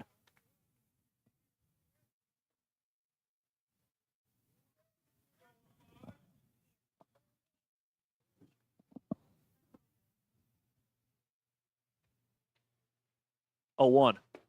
Misses low. 1-1. Say, folks, on July 7th, July 8th, the All-Star Spectacular for the Front Range League at beautiful Oregon Trail Park right here in Gering. The 2-day All-Star Spectacular is presented by Arrowhead Distributing, as the next pitch is on the inner half for a strike, 1-2. Day 1 will include a home run derby featuring one player from each Front Range League team, and Day 2 is an all-star luncheon at the Gering Civic Center and a 6:35 Mountain Time start for the first ever Front Range League all-star game, followed by fireworks presented by Culver's Restaurants. On the ground to third, 5-4-3. Runner out at second. Kern will stay safe at first, so he'll ground into a fielder's choice. Runner advances to third, that being Pinedo. Gorecki out on the attempt at a double play turn, so 5-4 and a fielder's choice.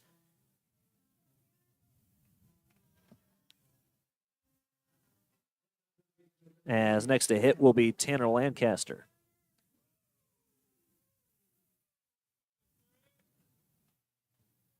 Runner breaks for third. Pitch misses outside. The throw gets away from Jefferson, not far enough for Pinedo to consider advancing. I think he kind of wanted to advance. As Kern into second. That's his 6th stolen base on the year. He is not afraid to run. That's for sure. 1-0 the count to Lancaster. Fastball hit in the air, popped up. That'll stay on the infield. First baseman Rees comes over, and he'll put it away for the second out of the inning.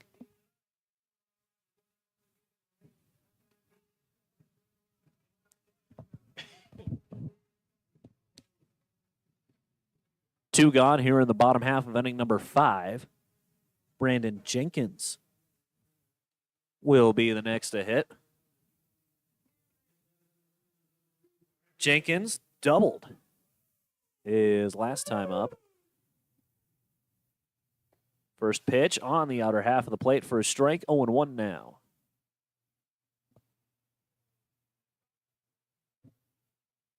Jenkins, his double came weird as it was a pitch that tailed, just barely bounced off the foul line to stay fair and got into near the dugout as Jenkins puts a charge in one high and deep right center. That's going to find a gap. Coming over is Steer, and no, he's able to make the catch. I didn't see where the ball went. I thought it was going to stay on a straight line and split the fielders, but it kept curving and curving into the glove of Ethan Steer. So Brandon Jenkins, who throws his arms up like, man, you got to be kidding me. No runs in the inning for the Pioneers. We played 5 full. On your West Coast scoreboard, it's the Pioneers 7 and the Miracles 1. We'll take a break. You're watching on the Front Range League Network and listening to Pioneer Baseball on KNEB.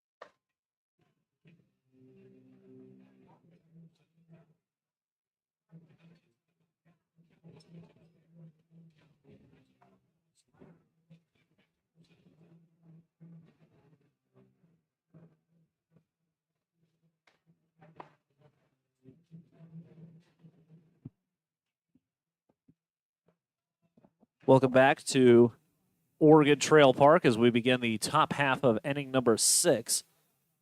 On to pitch here for Western Nebraska will be Colson Evans, as he will get the ball here to begin the 6th inning. Evans, he is from Omaha, Nebraska. Plays his college ball at Buena Vista University. He has 4 innings under his... Nope. Yes, he does have 4 innings under his belt. He has appeared in 3 games. He's made 1 start. No wins, no losses. He does have a save. He's given up 6 hits, 9 runs, 8 of those earned. 6 strikeouts, 10 walks for Evans. So looking to get that ERA down here.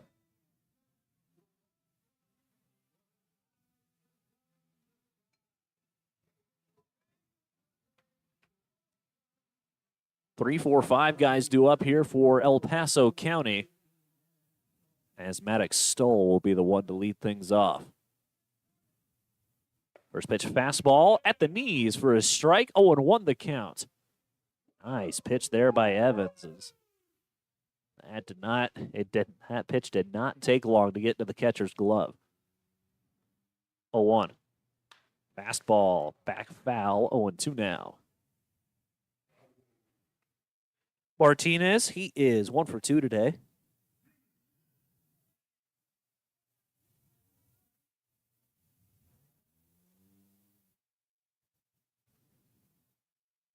Oh, 2 fastball off the end of the bat, over the head of Peterson and into right for a base hit. So a leadoff single for Bryson Martinez, make him 2 for 3 today. There's a man on first here to lead things off for Ethan Steer. And actually, gave the stats of Martinez. That was Maddox Stoll at the plate with the leadoff single. Now it's Bryson Martinez at the plate. Curveball caught a lot of the zone. Evans, I think, lucky that's just fouled off. 0-1.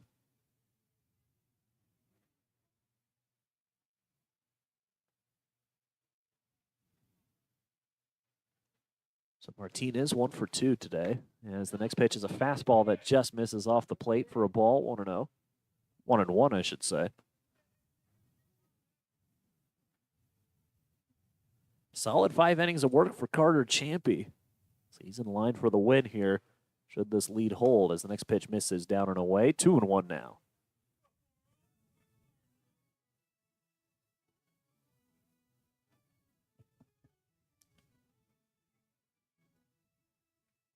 Hitter ahead of the count here. 2-1. Nobody out here in the top half of inning number 6. On the ground to third. Pinedo's got it. Or Lancaster throw to second for 1. Throw over to first, and not in time. Tried to go around the horn. Houston Pinedo over there playing third base. He's over at first today. That was a throw from Lancaster that got the first out. So a fielder's choice for Bryson Martinez. Stoll out for the first out of the inning. And next to hit will be Mason Steer. As the first pitch gets away, Ethan Steer, excuse me. First pitch gets to the backstop, and runner advances to second. So much for the double play. It's 1-0.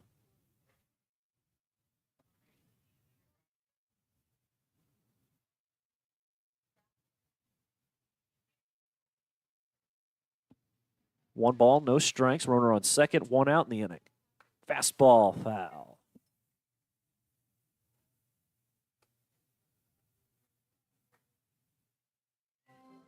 Steer is 0 for 2 today. Struck out looking. And grounded out back in the 4th. Struck out in the 2nd, grounded out in the 4th. 1-1. Inside, 2-1 now. Good curveball there from Evans. Good job to lay off there by Steer.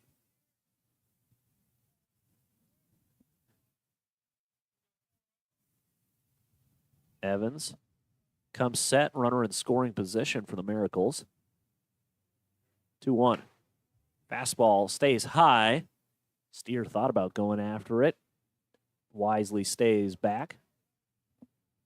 2-1 the count.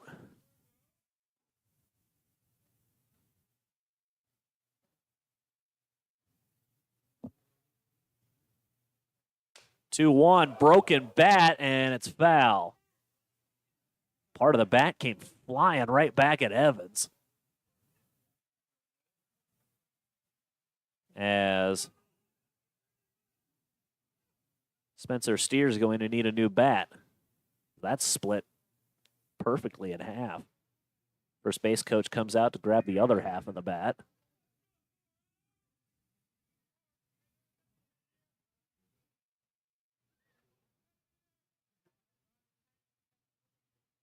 Full count now to Steer.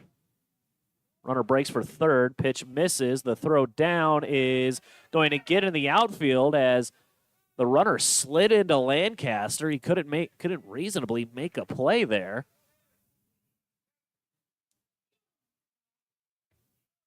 Ball rolls all the way into left field. And we got a pinch hitter coming up here as Mason Aaron is now going to hit. As he was previously a courtesy runner, he is now up to hit. Maddox Stoll comes in to score after the throw. Or excuse me, Bryson Martinez is the one that comes in to score. First pitch to Aaron is a ball. Next pitch bounces to the plate, gets away from Benny.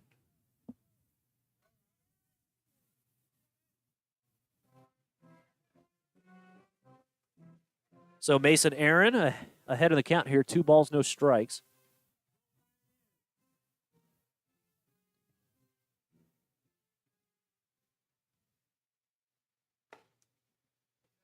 Pitch misses high. You know, the first pitch was a strike. 2-1 the count.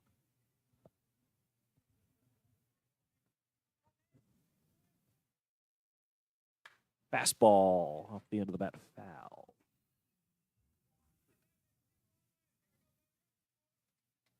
Aaron swinging from the right side. He's got an interesting bat. It's all black, but he's got a yellow bat grip, so that thing stands out like none other. 2-2. Foul ball.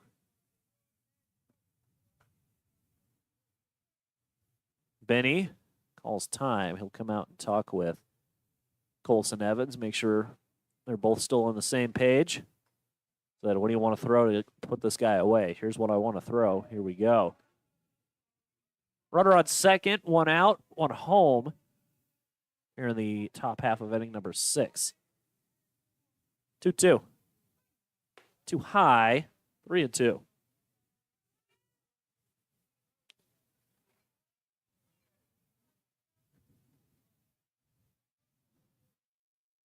Three-two. Foul. We'll try again.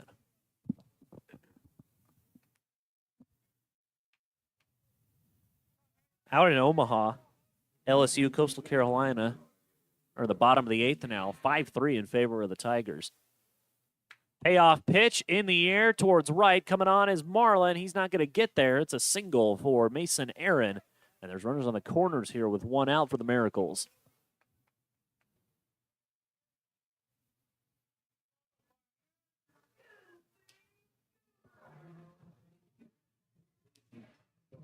Runners on the corners, only 1 out, and next to hit will be Jeremiah Lucero.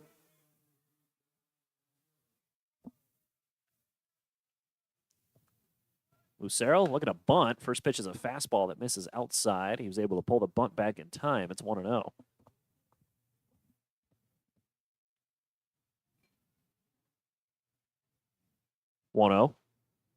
Chopper foul near the Pioneer dugout.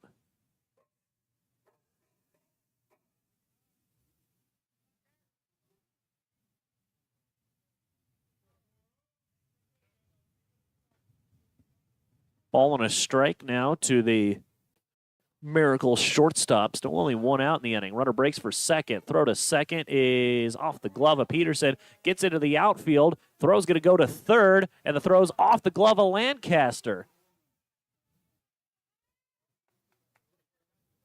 Run comes in to score for El Paso County. 2-1 the count. It's now 7-3.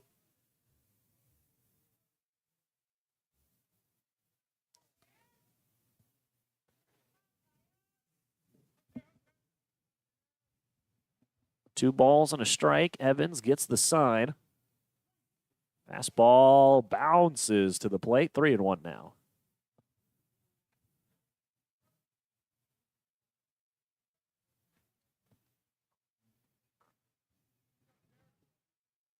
Three and one. Here it comes. Caught the outer half for a strike. 3-2. Full count here. One out. Luis De La Cueva waiting on deck for the Miracles. Next pitch. Got him looking on the inner half for a call. Third strike. First strikeout for Colson Evans, and there's two gone here in the top of the sixth.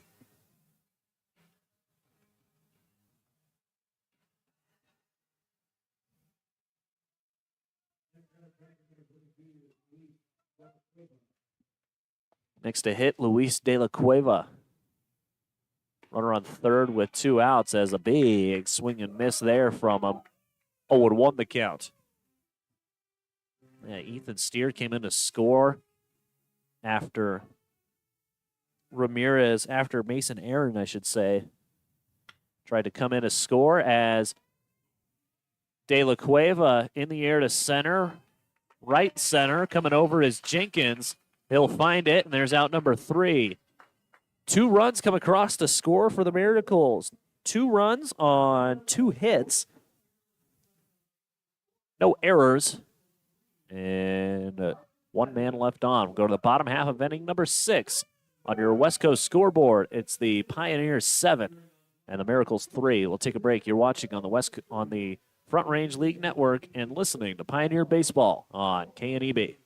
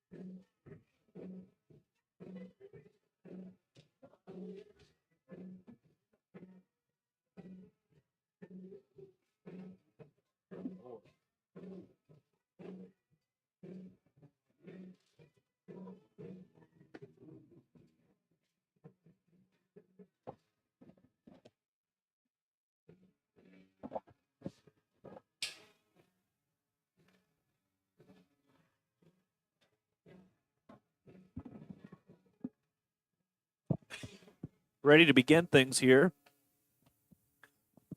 Bottom half of inning number 6.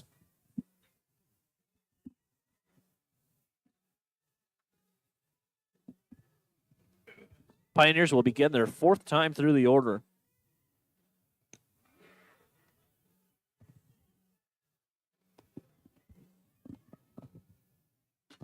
As Austin Marlin will be the one to lead things off. Sean Ironman still out there for his 2nd inning of work here for El Paso County.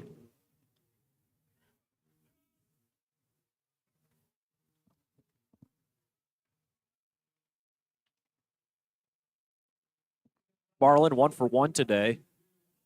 Single and a couple of walks drawn. He's first pitch swinging, chopper foul. Just attacking on the first pitch he sees. Straighten out that swing, and you might have extra bases. 0-1 the count.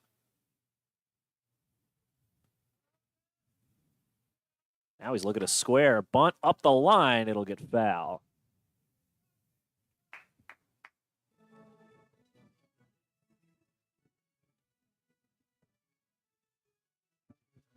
Marlin. He's from Beach City, Texas. Plays his college ball at Paris Junior College in Paris, Texas. Was a home run shy on the cycle back on Friday. Chopper back towards the pitcher, gloved by Ironman, throw to first in time. Little self-defense there from Ironman results in the first out of the inning. And next to hit for the Pioneers will be Jake Eady.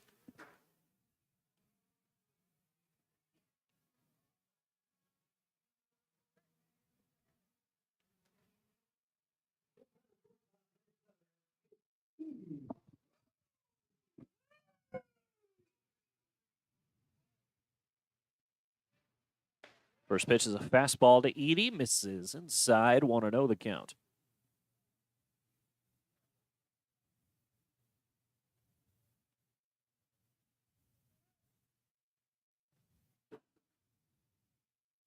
One 0 stays high, 2-0 now.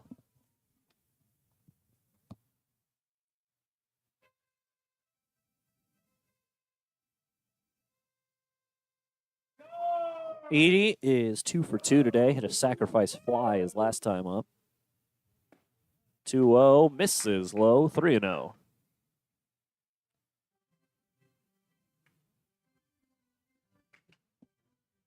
Bryce Peterson will be next here. See if he can get a runner on in his AB. Won't on that pitch as it catches the outer half for a strike, 3-1.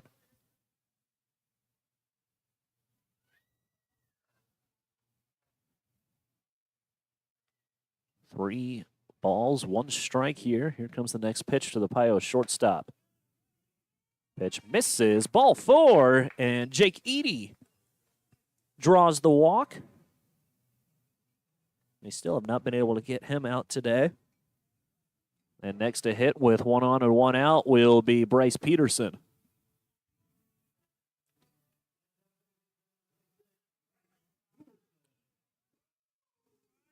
Peterson, 2 for 3 today. Couple of singles for his credit. He's first pitch swinging in the air to center. That'll get down for a hit. Nearly got over the head of the center fielder.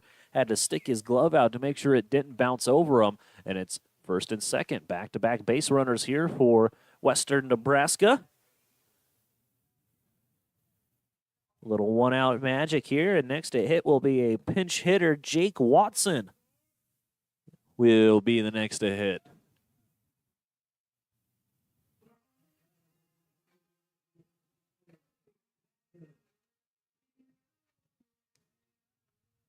Watson digging in here. First pitch to him, misses up and in. He is from Lincoln, Nebraska. Plays his college ball at Concordia in Nebraska.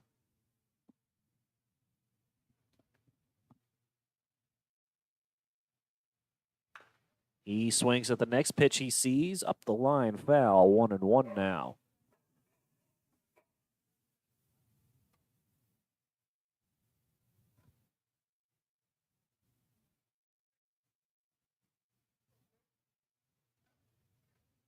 One ball, 1 strike here to the now the catcher of the Pioneers. 1-1, breaking ball in the air to center. Stahl coming down. It will drop before he can get there. It's another single, and the Pioneers will just play station to station. The bases are loaded now with only 1 gone. Time called. Alex Draper will come out and be courtesy runner for Jake Watson.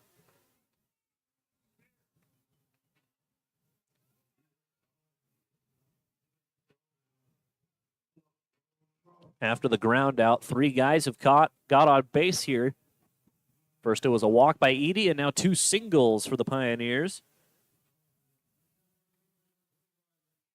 As Ashton Pinedo will be the next to hit.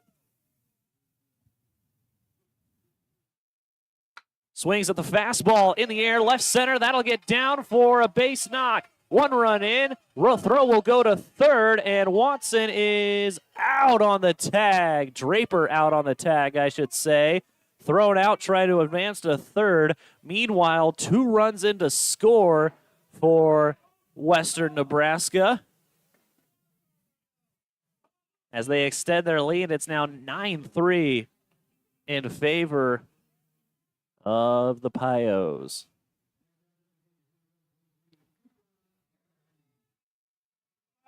Cooper Gorecki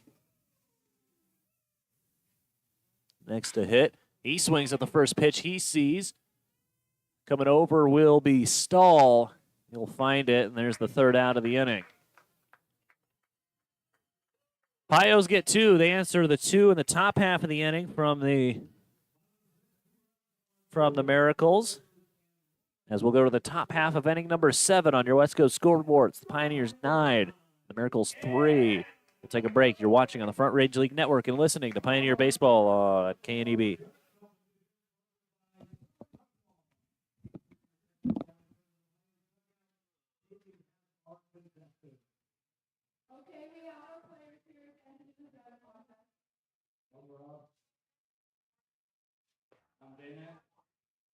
And we're going to see if I have to be all the ball to the ball gather. You guys ready? Go ahead.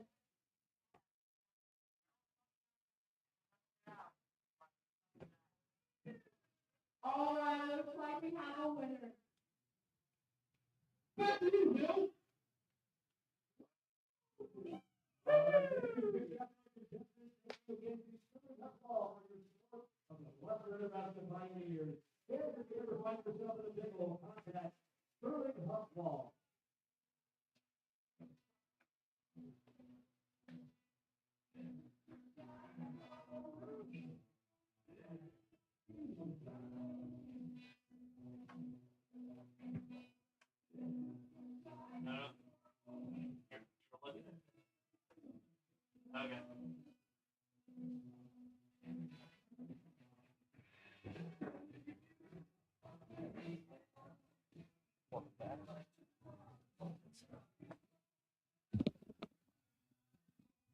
Welcome back to Oregon Trail Park.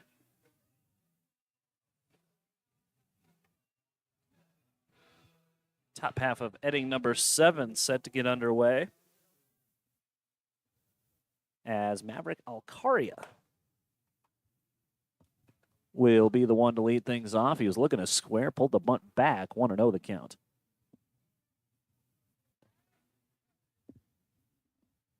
1-0, stays outside. 2-0 now to Alcaria. 0 for 2 today with a couple of strikeouts. Evans trying to keep the Miracles off the board here in the top half of inning number 7.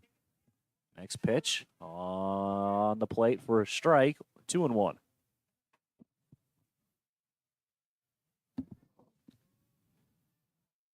Two one from Evans. Too high. 3-1 now. Both teams been going back and forth here in these last couple of innings. As Miracles able to break the shutout back in the 5th as the next pitch misses for a ball. That's ball 4. Alcaria with leadoff walk. Then they were able to put up a couple more runs in the top half of the 6th. Pioneers were able to answer that. But a leadoff walk here for Maverick Alcaria will bring Austin Rees to the plate with a man on first and nobody out. Meanwhile, over in Omaha, we're beginning the bottom half of inning number 9. Tigers 3 outs away from winning their 2nd national championship in 3 years. Austin Rees takes a look at the first pitch for a ball. 1-0, stays inside, almost got a piece of him. 2-0 now. Rees is 1 for 3, singled, a home run in his last time up. Fastball in the air to center. Jenkins and Marlin tracking. Jenkins will come over and he'll put it away in right center for the out. There's 1 gone in the inning.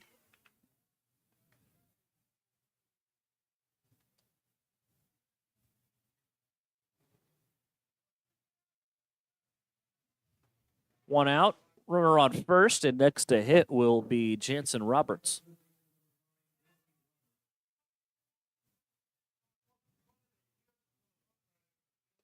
Fastball bounces away. Jake Watson in to after he was pinch hitting in the previous half inning. Don't count Coastal Carolina out yet. They got their leadoff man on here. They're only down by 2. Could get interesting in Omaha. 1-0 the count. Breaking ball just missed, apparently. 2-0.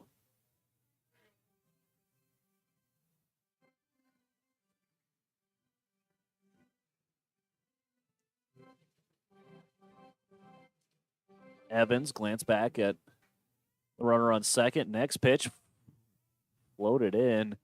Just stayed away. Just stayed inside, I should say. 3-0 the count now.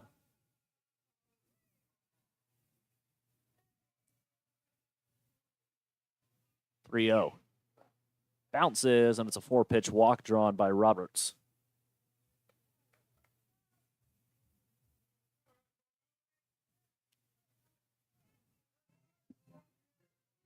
Next to hit for El Paso County will be Maddox Stull.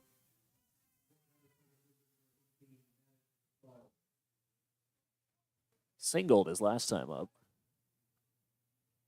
Swing and a miss. Good pitch on the good start for Evans. Got him to wave through that one. It's 0-1.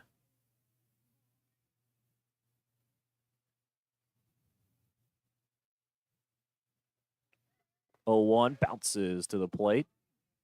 1-1 now. Lancaster playing pretty close to the infield grass.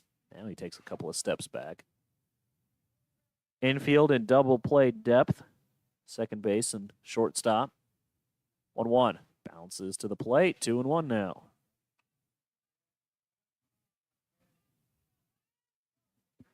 Stull. Jumping out to a hitter's count here. 2-1. Big pitch. 2-1. That bounces to the plate as well. It's now 3-1.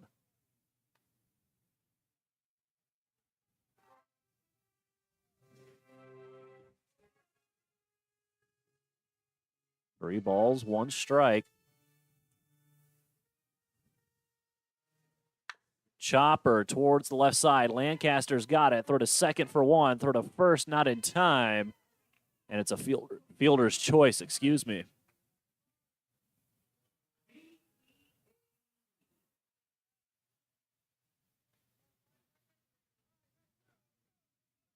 So 5-4 on the fielder's choice. Jansen Roberts out. Runner advances to third, that being Alcaria. So runners on the corners here for Bryson Martinez as the first pitch he sees is fouled off. 0-1.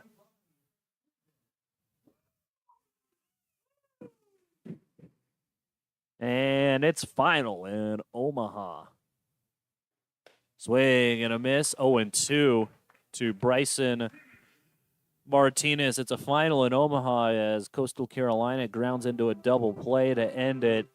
And the LSU Tigers are your 2025 Men's College World Series. For the second time in 3 years, they are the national champions. Runner breaks for second. Throw, swing, and a miss. It's the third strike and the third out. No throw needed, and that'll end the inning. Miracles get 2 runners on, but they can't get anyone home. We go to the bottom half of inning number 7. Stretch time here in Gering. We'll take a break on your West Coast scoreboard. It's the Pioneers 9 and the Miracles 3. We'll take a break. You're watching on the Front Range League Network and listening to Pioneer Baseball on KNEB.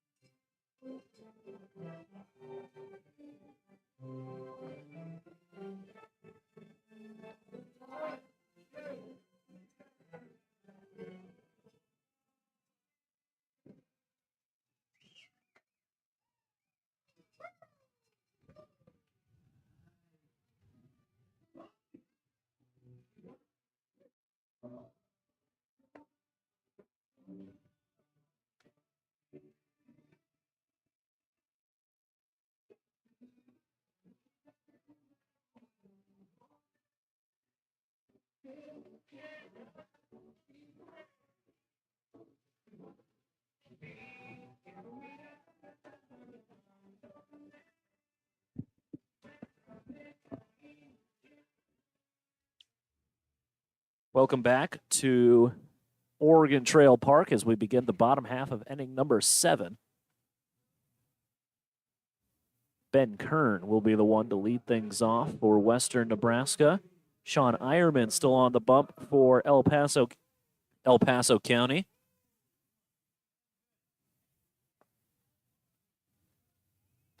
First pitch to Kern, misses for a ball, 1-0. Kern, he's from Baldwin, Missouri. He chops one foul. He's from Baldwin, Missouri, attends William Woods University, which is located in Fulton, Missouri. They are known as the Owls. They play NAIA ball. 1-1. Catches the outer half for a strike. 1-2 the count now to Kern.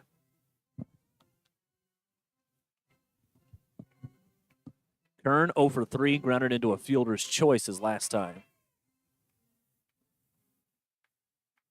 Chopper up the third base line, just gets foul, and will stay at a ball and 2 strikes.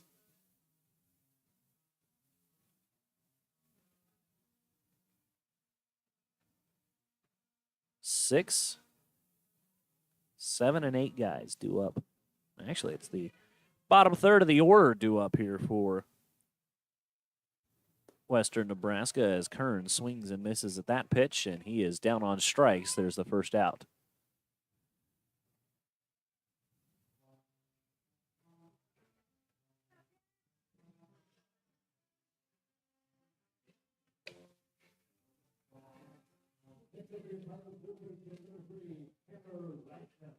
Tanner Lancaster will be the next to hit.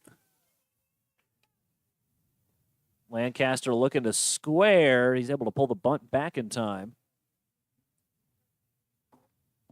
Try to do something a little different there with 1 out here in the bottom of the 7th.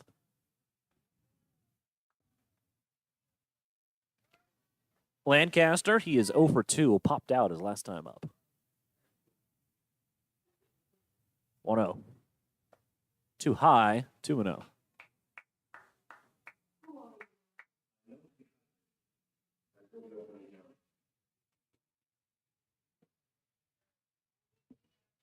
Two and 0 here. Hitters count all the way for Lancaster. Swings at the next pitch he sees, hits it in the air to right, and it'll get out of play. Foul.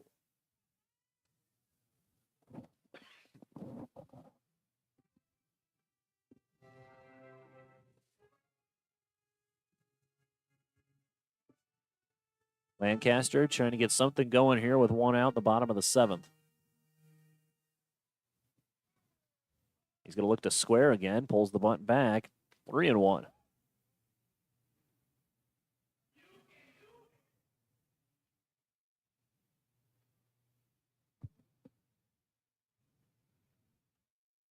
Eierman, as mentioned, this is second inning of work for him.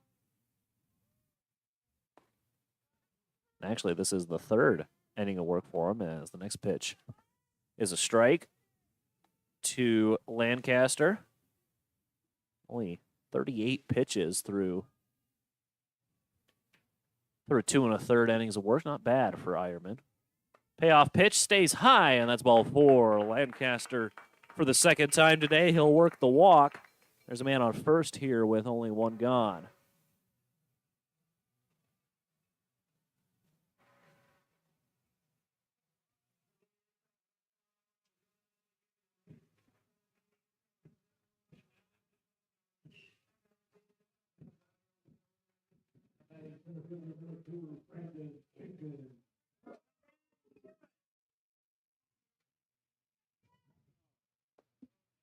Next pitch bounces, gets away from Jenkins. Lancaster will slide into second without a throw.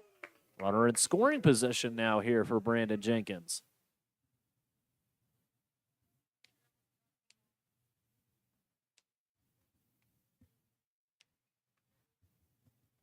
Jenkins, 1 for 3 today, doubled back in the fourth.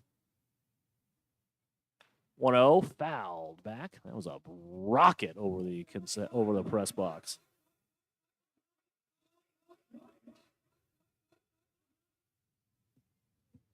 One and one here to the Henderson, Nevada native.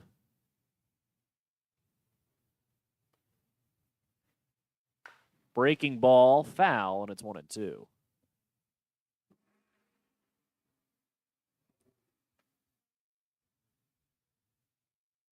Just trying to keep the Miracles off the scoreboard. That's the name of the game here. 1-2. Bounces to the plate. 2-2 now.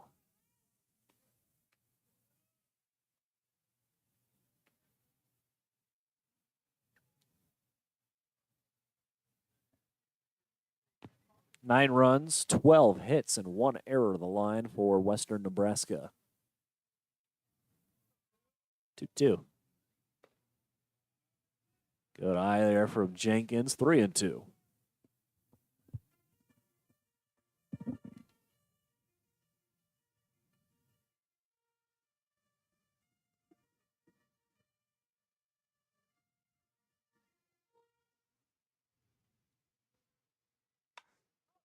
Pitch down the middle. Jenkins pops it up near the infield. Shortstop will track. Lucero puts it away. And there's the second out of the inning.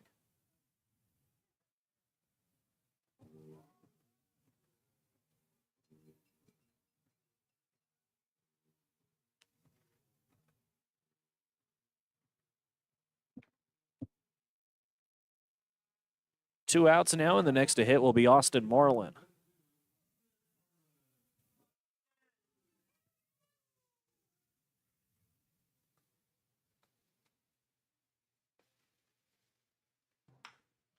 First pitch swinging on the ground to short. Lucero throw to first in time, and that'll end the inning. No runs, no hits, no errors, and a man left on for Western Nebraska. We'll go to the top half of inning number 8 on your West Coast scoreboard. It's the Pioneers 9 and the Miracles 3. We'll take a break. You're watching on the Front Range League Network and listening to Pioneer Baseball on KNEB.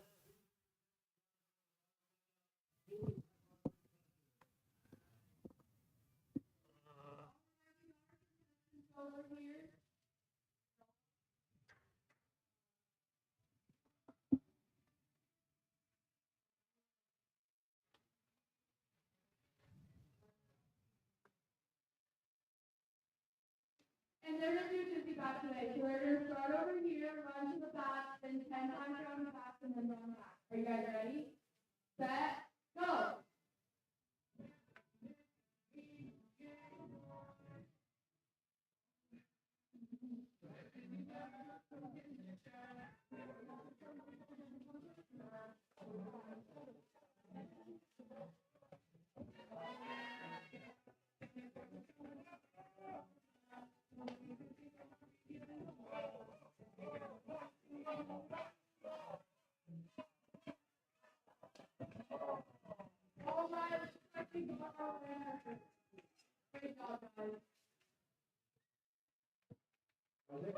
Top half of inning number 8 set to get going here at Oregon Trail Park. New pitcher on the mound for Western Nebraska. As the man on the mound will be Cameron Meyer. He's from Scottsbluff, Nebraska. Plays his college ball around these parts at Western Nebraska Community College.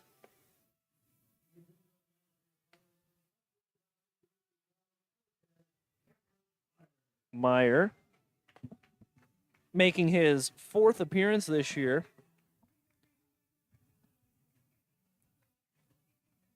He's gone 4 2/3 innings. No wins, no losses, no save opportunities for him. He's given up 10 hits, 7 runs, 5 of those earned, 4 strikeouts, and just 1 walk on the year for Cameron Meyer. 3 of those 4 strikeouts have been of the looking variety.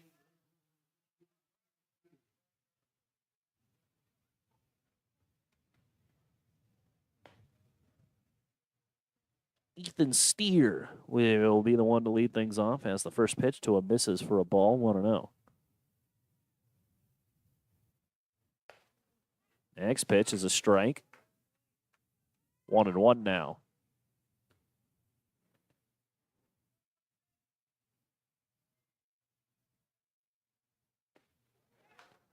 Next pitch, swing and a miss. 1-2.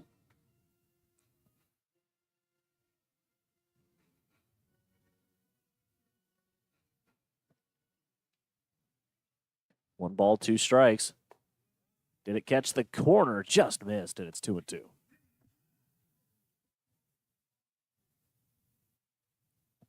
Two balls, two strikes. Swing and a foul tip into the glove, and that is the first strikeout of the ball game for Cameron Meyer, and there's one out here in the top half of inning number 9.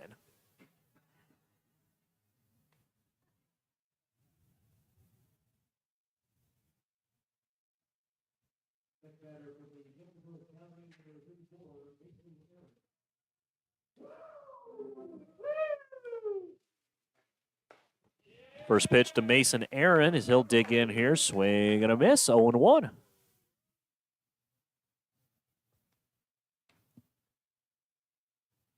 Aaron got his first at-bat back in the 6th. He hit a single. So we make him 1 for 1 today as the next pitch misses for a ball, 1-1. One ball, one strike. Swung on in the air to center. It's tailing, and it'll get down before Jenkins can get there. And it's another single for Mason Aaron. 2 out, 1 out single. And next to hit will be Jeremiah Lucero.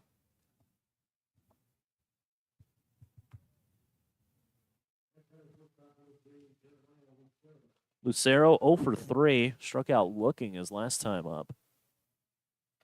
First pitch misses outside. Good catch behind the plate by Watson to keep that from going to the backstop.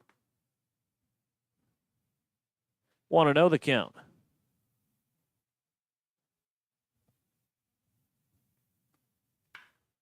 Next pitch in the air to right, in the air to left, I should say. That'll get down for a hit. Kern has it knocked off of him. Throw will be cut off by at short. Aaron will go first to third, and it's another single for the Miracles.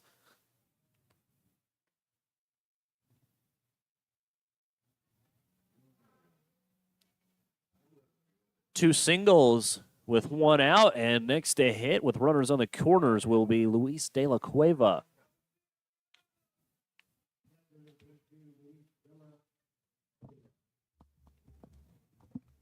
De La Cueva, 1 for 3 as the next pitch is hit hard but foul.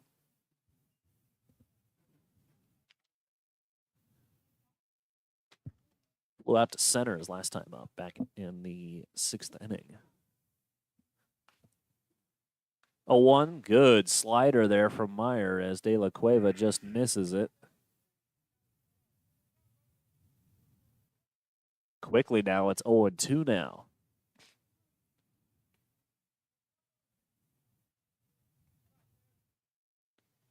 Here comes the 0-2 to De La Cueva. Runner breaks for second. Swing and a miss. Throw down is in time. Strike him out, throw him out for Jake Watson and crew. That'll end the inning. What a play there to end it.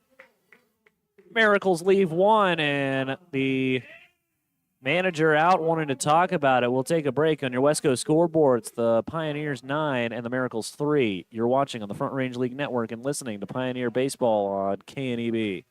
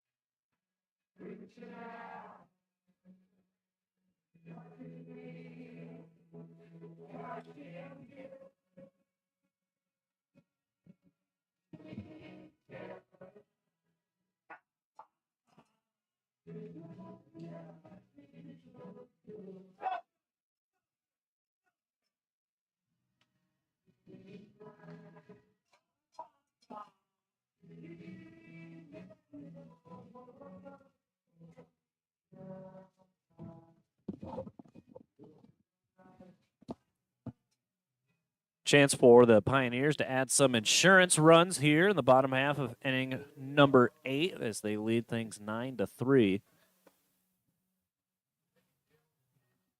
2, 3, 4 hitters due up for Western Nebraska as it'll be Jake Eady to get us going. New pitcher on the mound for Western Nebraska. I believe that is Maddox, or for El Paso County, I should say. I believe that is Maddox Stoll out there. Yes, it is. He will come in from center field and do the pitching.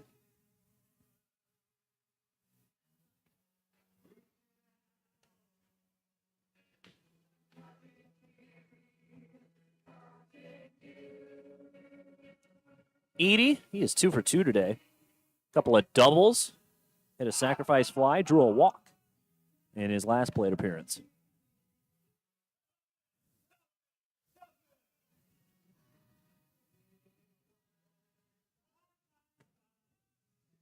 See. Either can end it if they put up 4 runs here, or just get a solid cushion to take into the 9th. That's a good spot in the order to get some runs in. See what Jake Eady can do as he leads off the bottom half of inning number 8.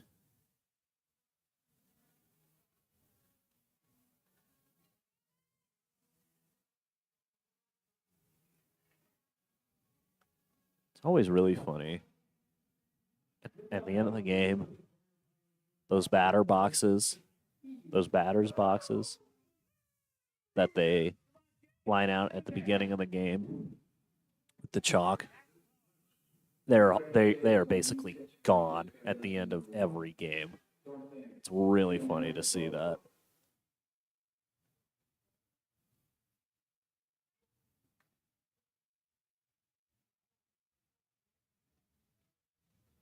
First pitch to Eady misses high for a ball, 1-0. Maddox Stoll, he plays his college ball at Clark College as the next pitch misses high.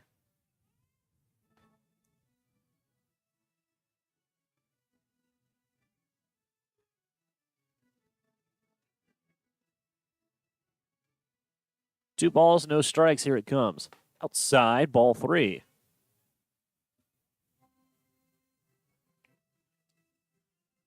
Eady has been a tough out today.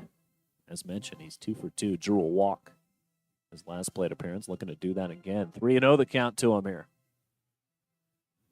I think now would be a good time to get this game going as the next pitch is in there for a strike. As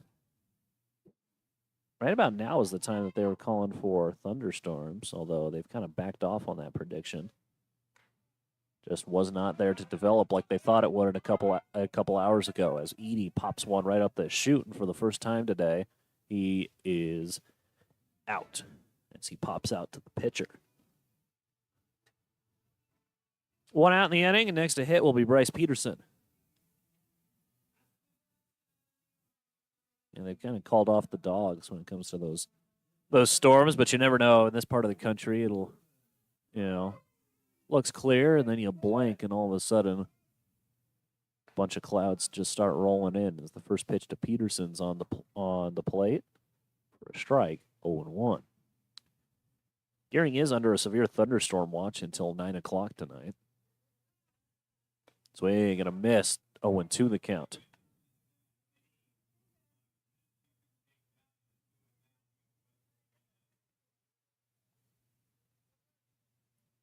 As there's a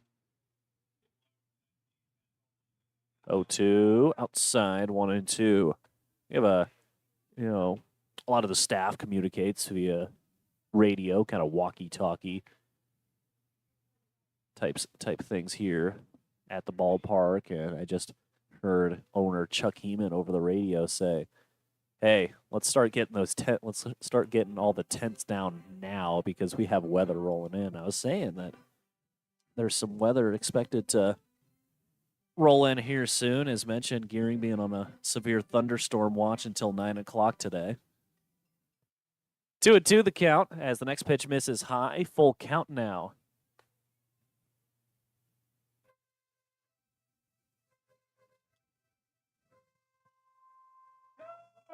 3-2 the count here to Bryce Peterson as he's worked his way full.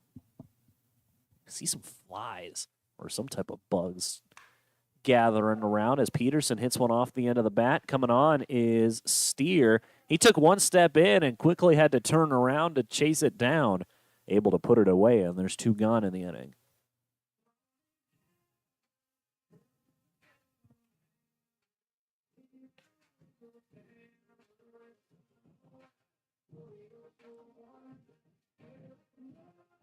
You know, the National Weather Service does a good job. Basically, all of Nebraska under a slight severe thunderstorm. There's a slight chance for a severe thunderstorm. Swing and a miss by Jake Watson. 0-1 the count as he'll dig in here with 2 outs in the bottom of the 8th. Yeah, and that watch, I believe there's already some spots on not near here, not in the Nebraska, Colorado area, but there's some spots on a warning already.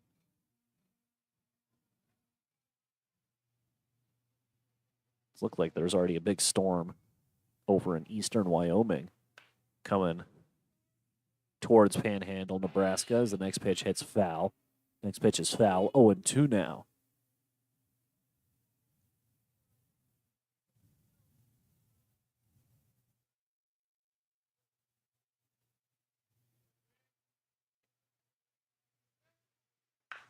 Watson chops one, glove by the pitcher. Stahl, underhand flip to the first baseman in time, and that'll end the inning. 3 up, 3 down go the Pios.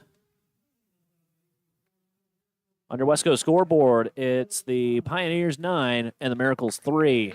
Last chance for El Paso County when we come back. You're watching on the Front Range League Network and listening to Pioneer Baseball here on KNEB.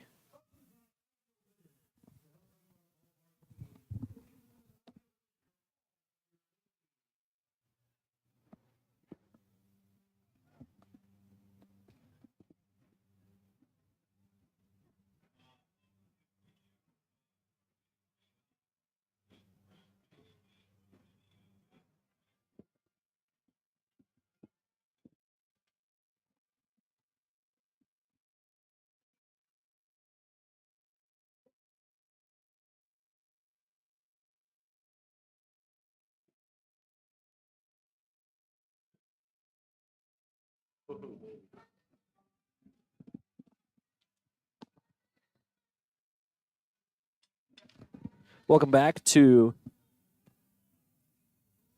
Oregon Trail Park.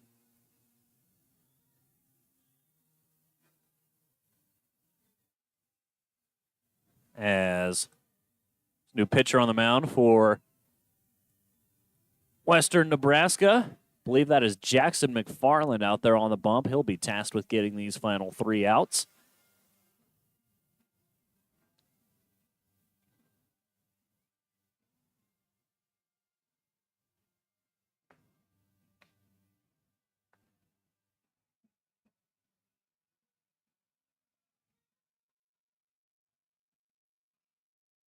Jackson McFarland.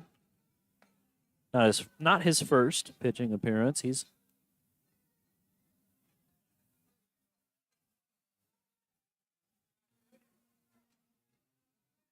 made a few appearances.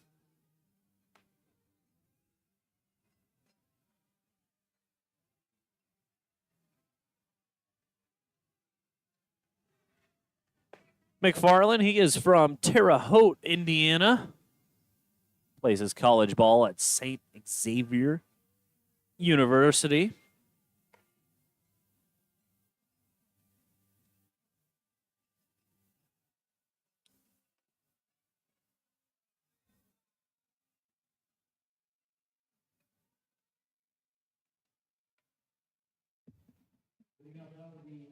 Leading things off will be the designated hitter, Maverick Alcaria.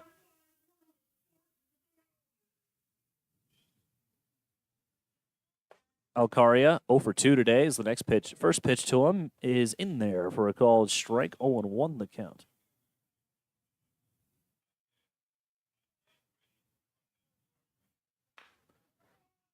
Chopper towards the right side. Peterson got it. Throw across from his body. Bounce. Ball bounces. Pinedo had to knock it down with his body, and it dropped into his glove. What a play there by Pinedo to stay with that baseball. And Alcaria out for the first out of the inning.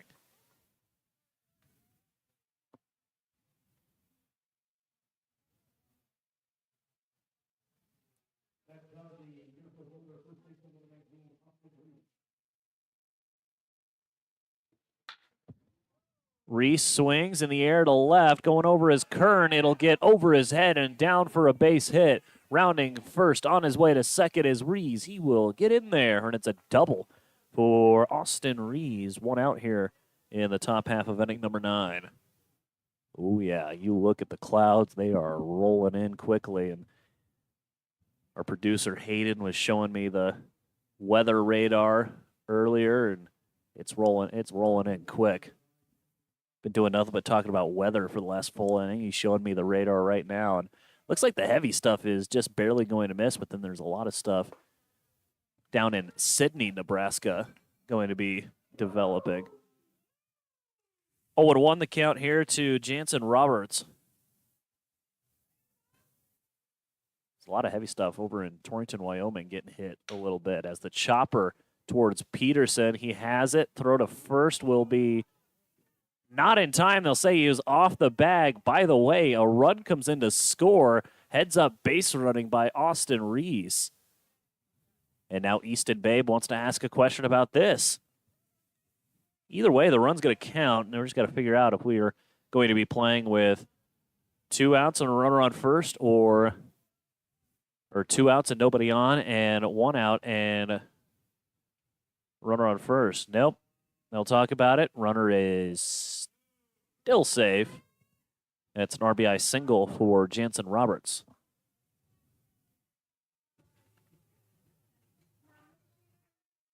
Up to hit now will be Maddox Stull. He's gone from center field to the pitcher's mound. Stull is 1 for 4 today. Single back in the 7th. Next pitch, first pitch to him, missed, and it's 1-0.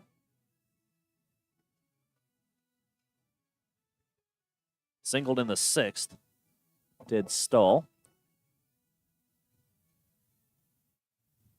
Nice breaking ball. Where that missed, I'm not sure. It's 2-0.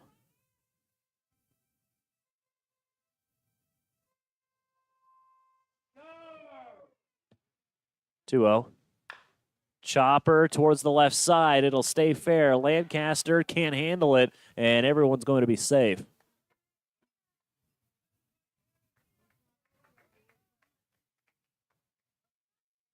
They will rule it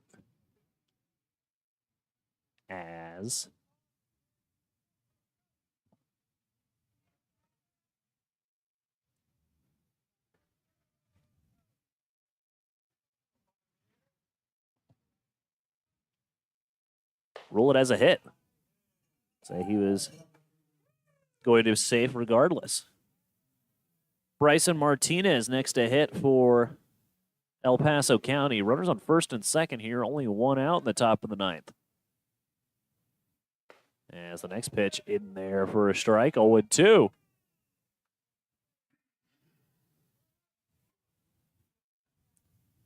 No balls, 2 strikes. El Paso County trying to mount a little bit of a comeback here as they're trying to work the tying run out. Chopper on the ground to short. 6, 4, 3. It's a double play, and that's the ball game. Pioneers turn 2 to end it. Your final score here at Oregon Trail Park, it's the Pioneers 9 and the El Paso County Miracles 4.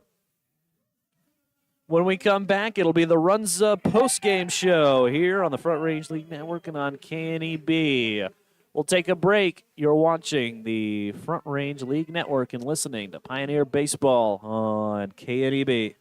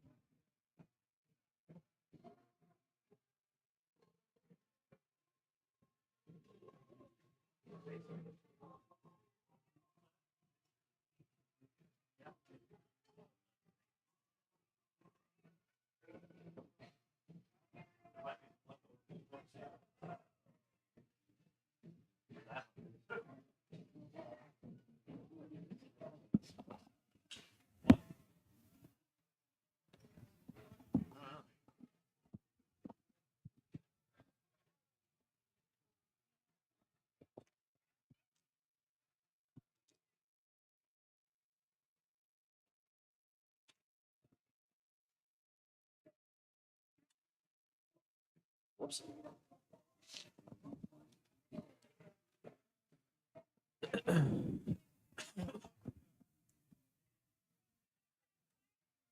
Pioneers pick up the win here as we welcome you to the Runs post-game show. Final score, Pioneers 9 and the Miracles 4 as they complete the little two-game sweep over the El Paso County Baseball Miracles.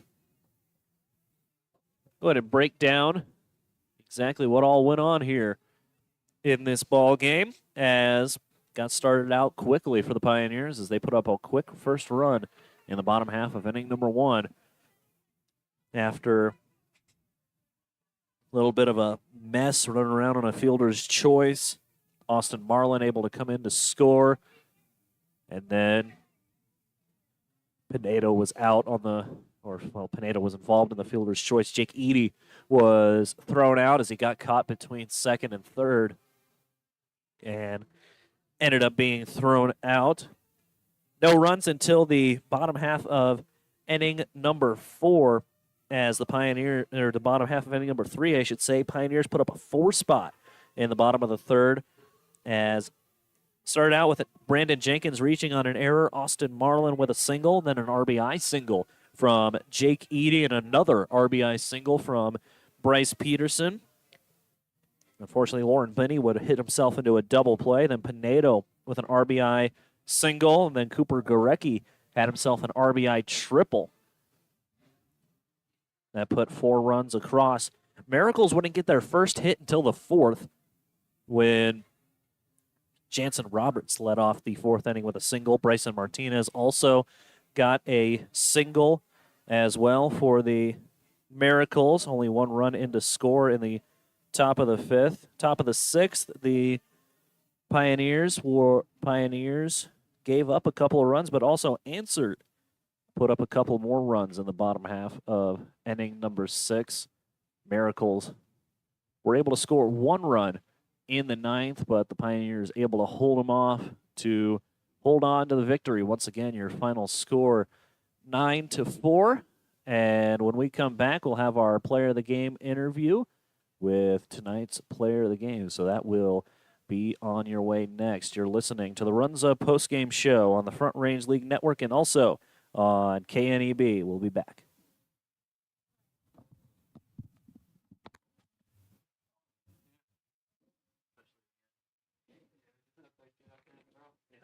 Oh, hey, we need you.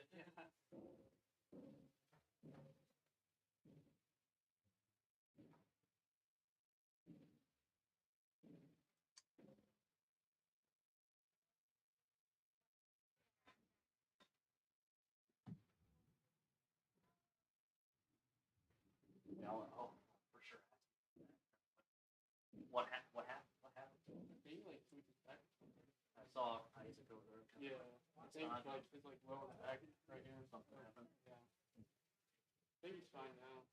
That storm is coming in quick.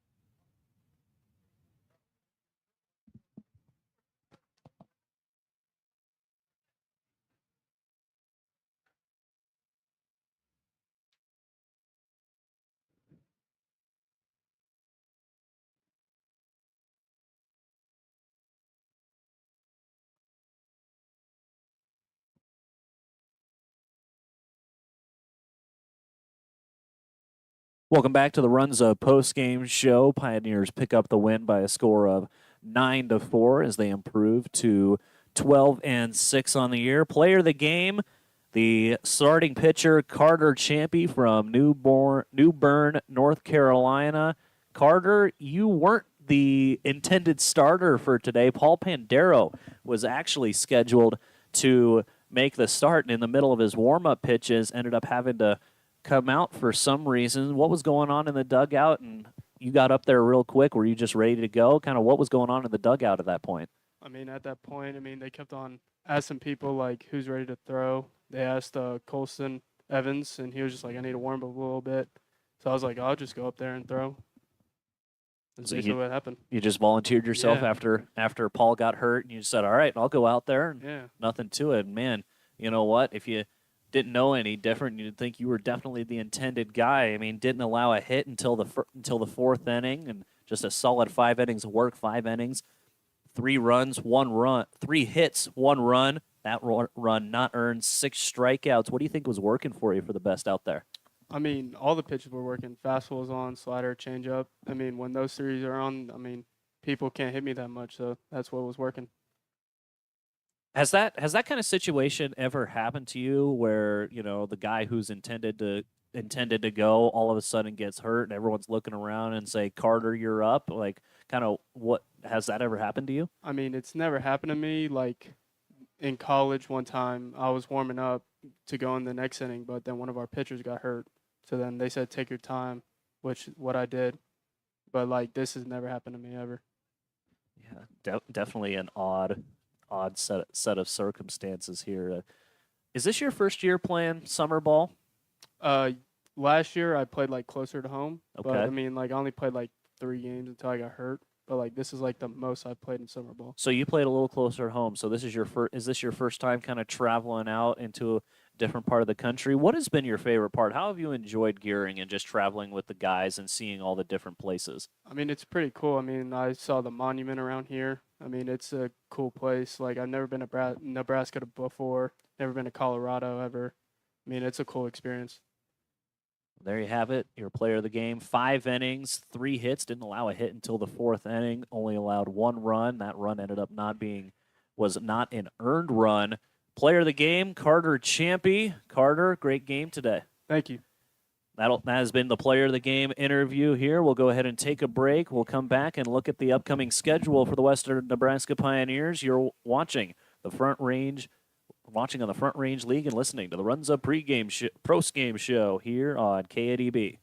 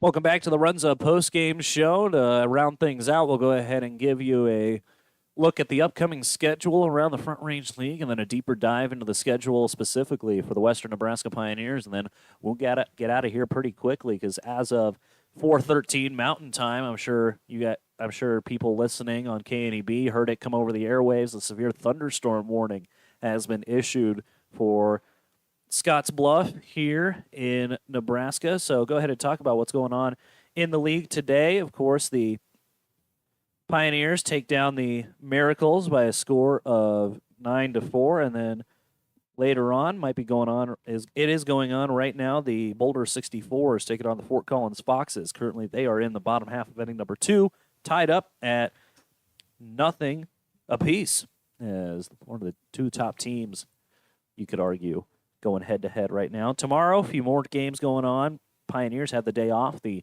Miracles and the Spradley Collegians meet up in Pueblo for a doubleheader, and then the Foxes head over to Arvada to take on the Diamond Club Collegians. Tuesday, a doubleheader between the Prospectors, the Greeley Grays, and then Pioneers take a trip down to Boulder to take on the 64s. Doubleheader between Spradley and Greeley on Wednesday. Pioneers and 64s continuing their series. Then the Prospectors and the Foxes going head-to-head on the 25th. The Diamond Club Collegians and the El Paso County Miracles also going head-to-head. Then the Pioneers take a trip down to Colorado Springs and have a matchup once again against this Miracle team. They round out the month of June with 3 home games as they play Friday against the Diamond Club Collegians, a one-off. Then Greeley comes to town on Saturday and Sunday, the 28th and the 29th, to play a little 2-game set there. That'll round out the month of June for the Western Nebraska Pioneers. For Chuck Heeman, Myra Heeman, everyone else involved in the Western Nebraska Pioneer organization, want to give a thank you on behalf of them. Also, a thank you from KNEB for everyone listening. Also, want to give a shout out to Thad Anderson and everyone else in the FRL for being able to put on these games. Thank you to all of those people over there on that side who are watching the game. This has been Logan Hunter. We'll see you all back on Tuesday when we do it all over again down in Boulder with the Pioneers taking on the 64s. Thank you all for listening. Thank you all for watching. This has been Pioneer Baseball on the Front Range League Network and on KNEB. We'll see you all on Tuesday.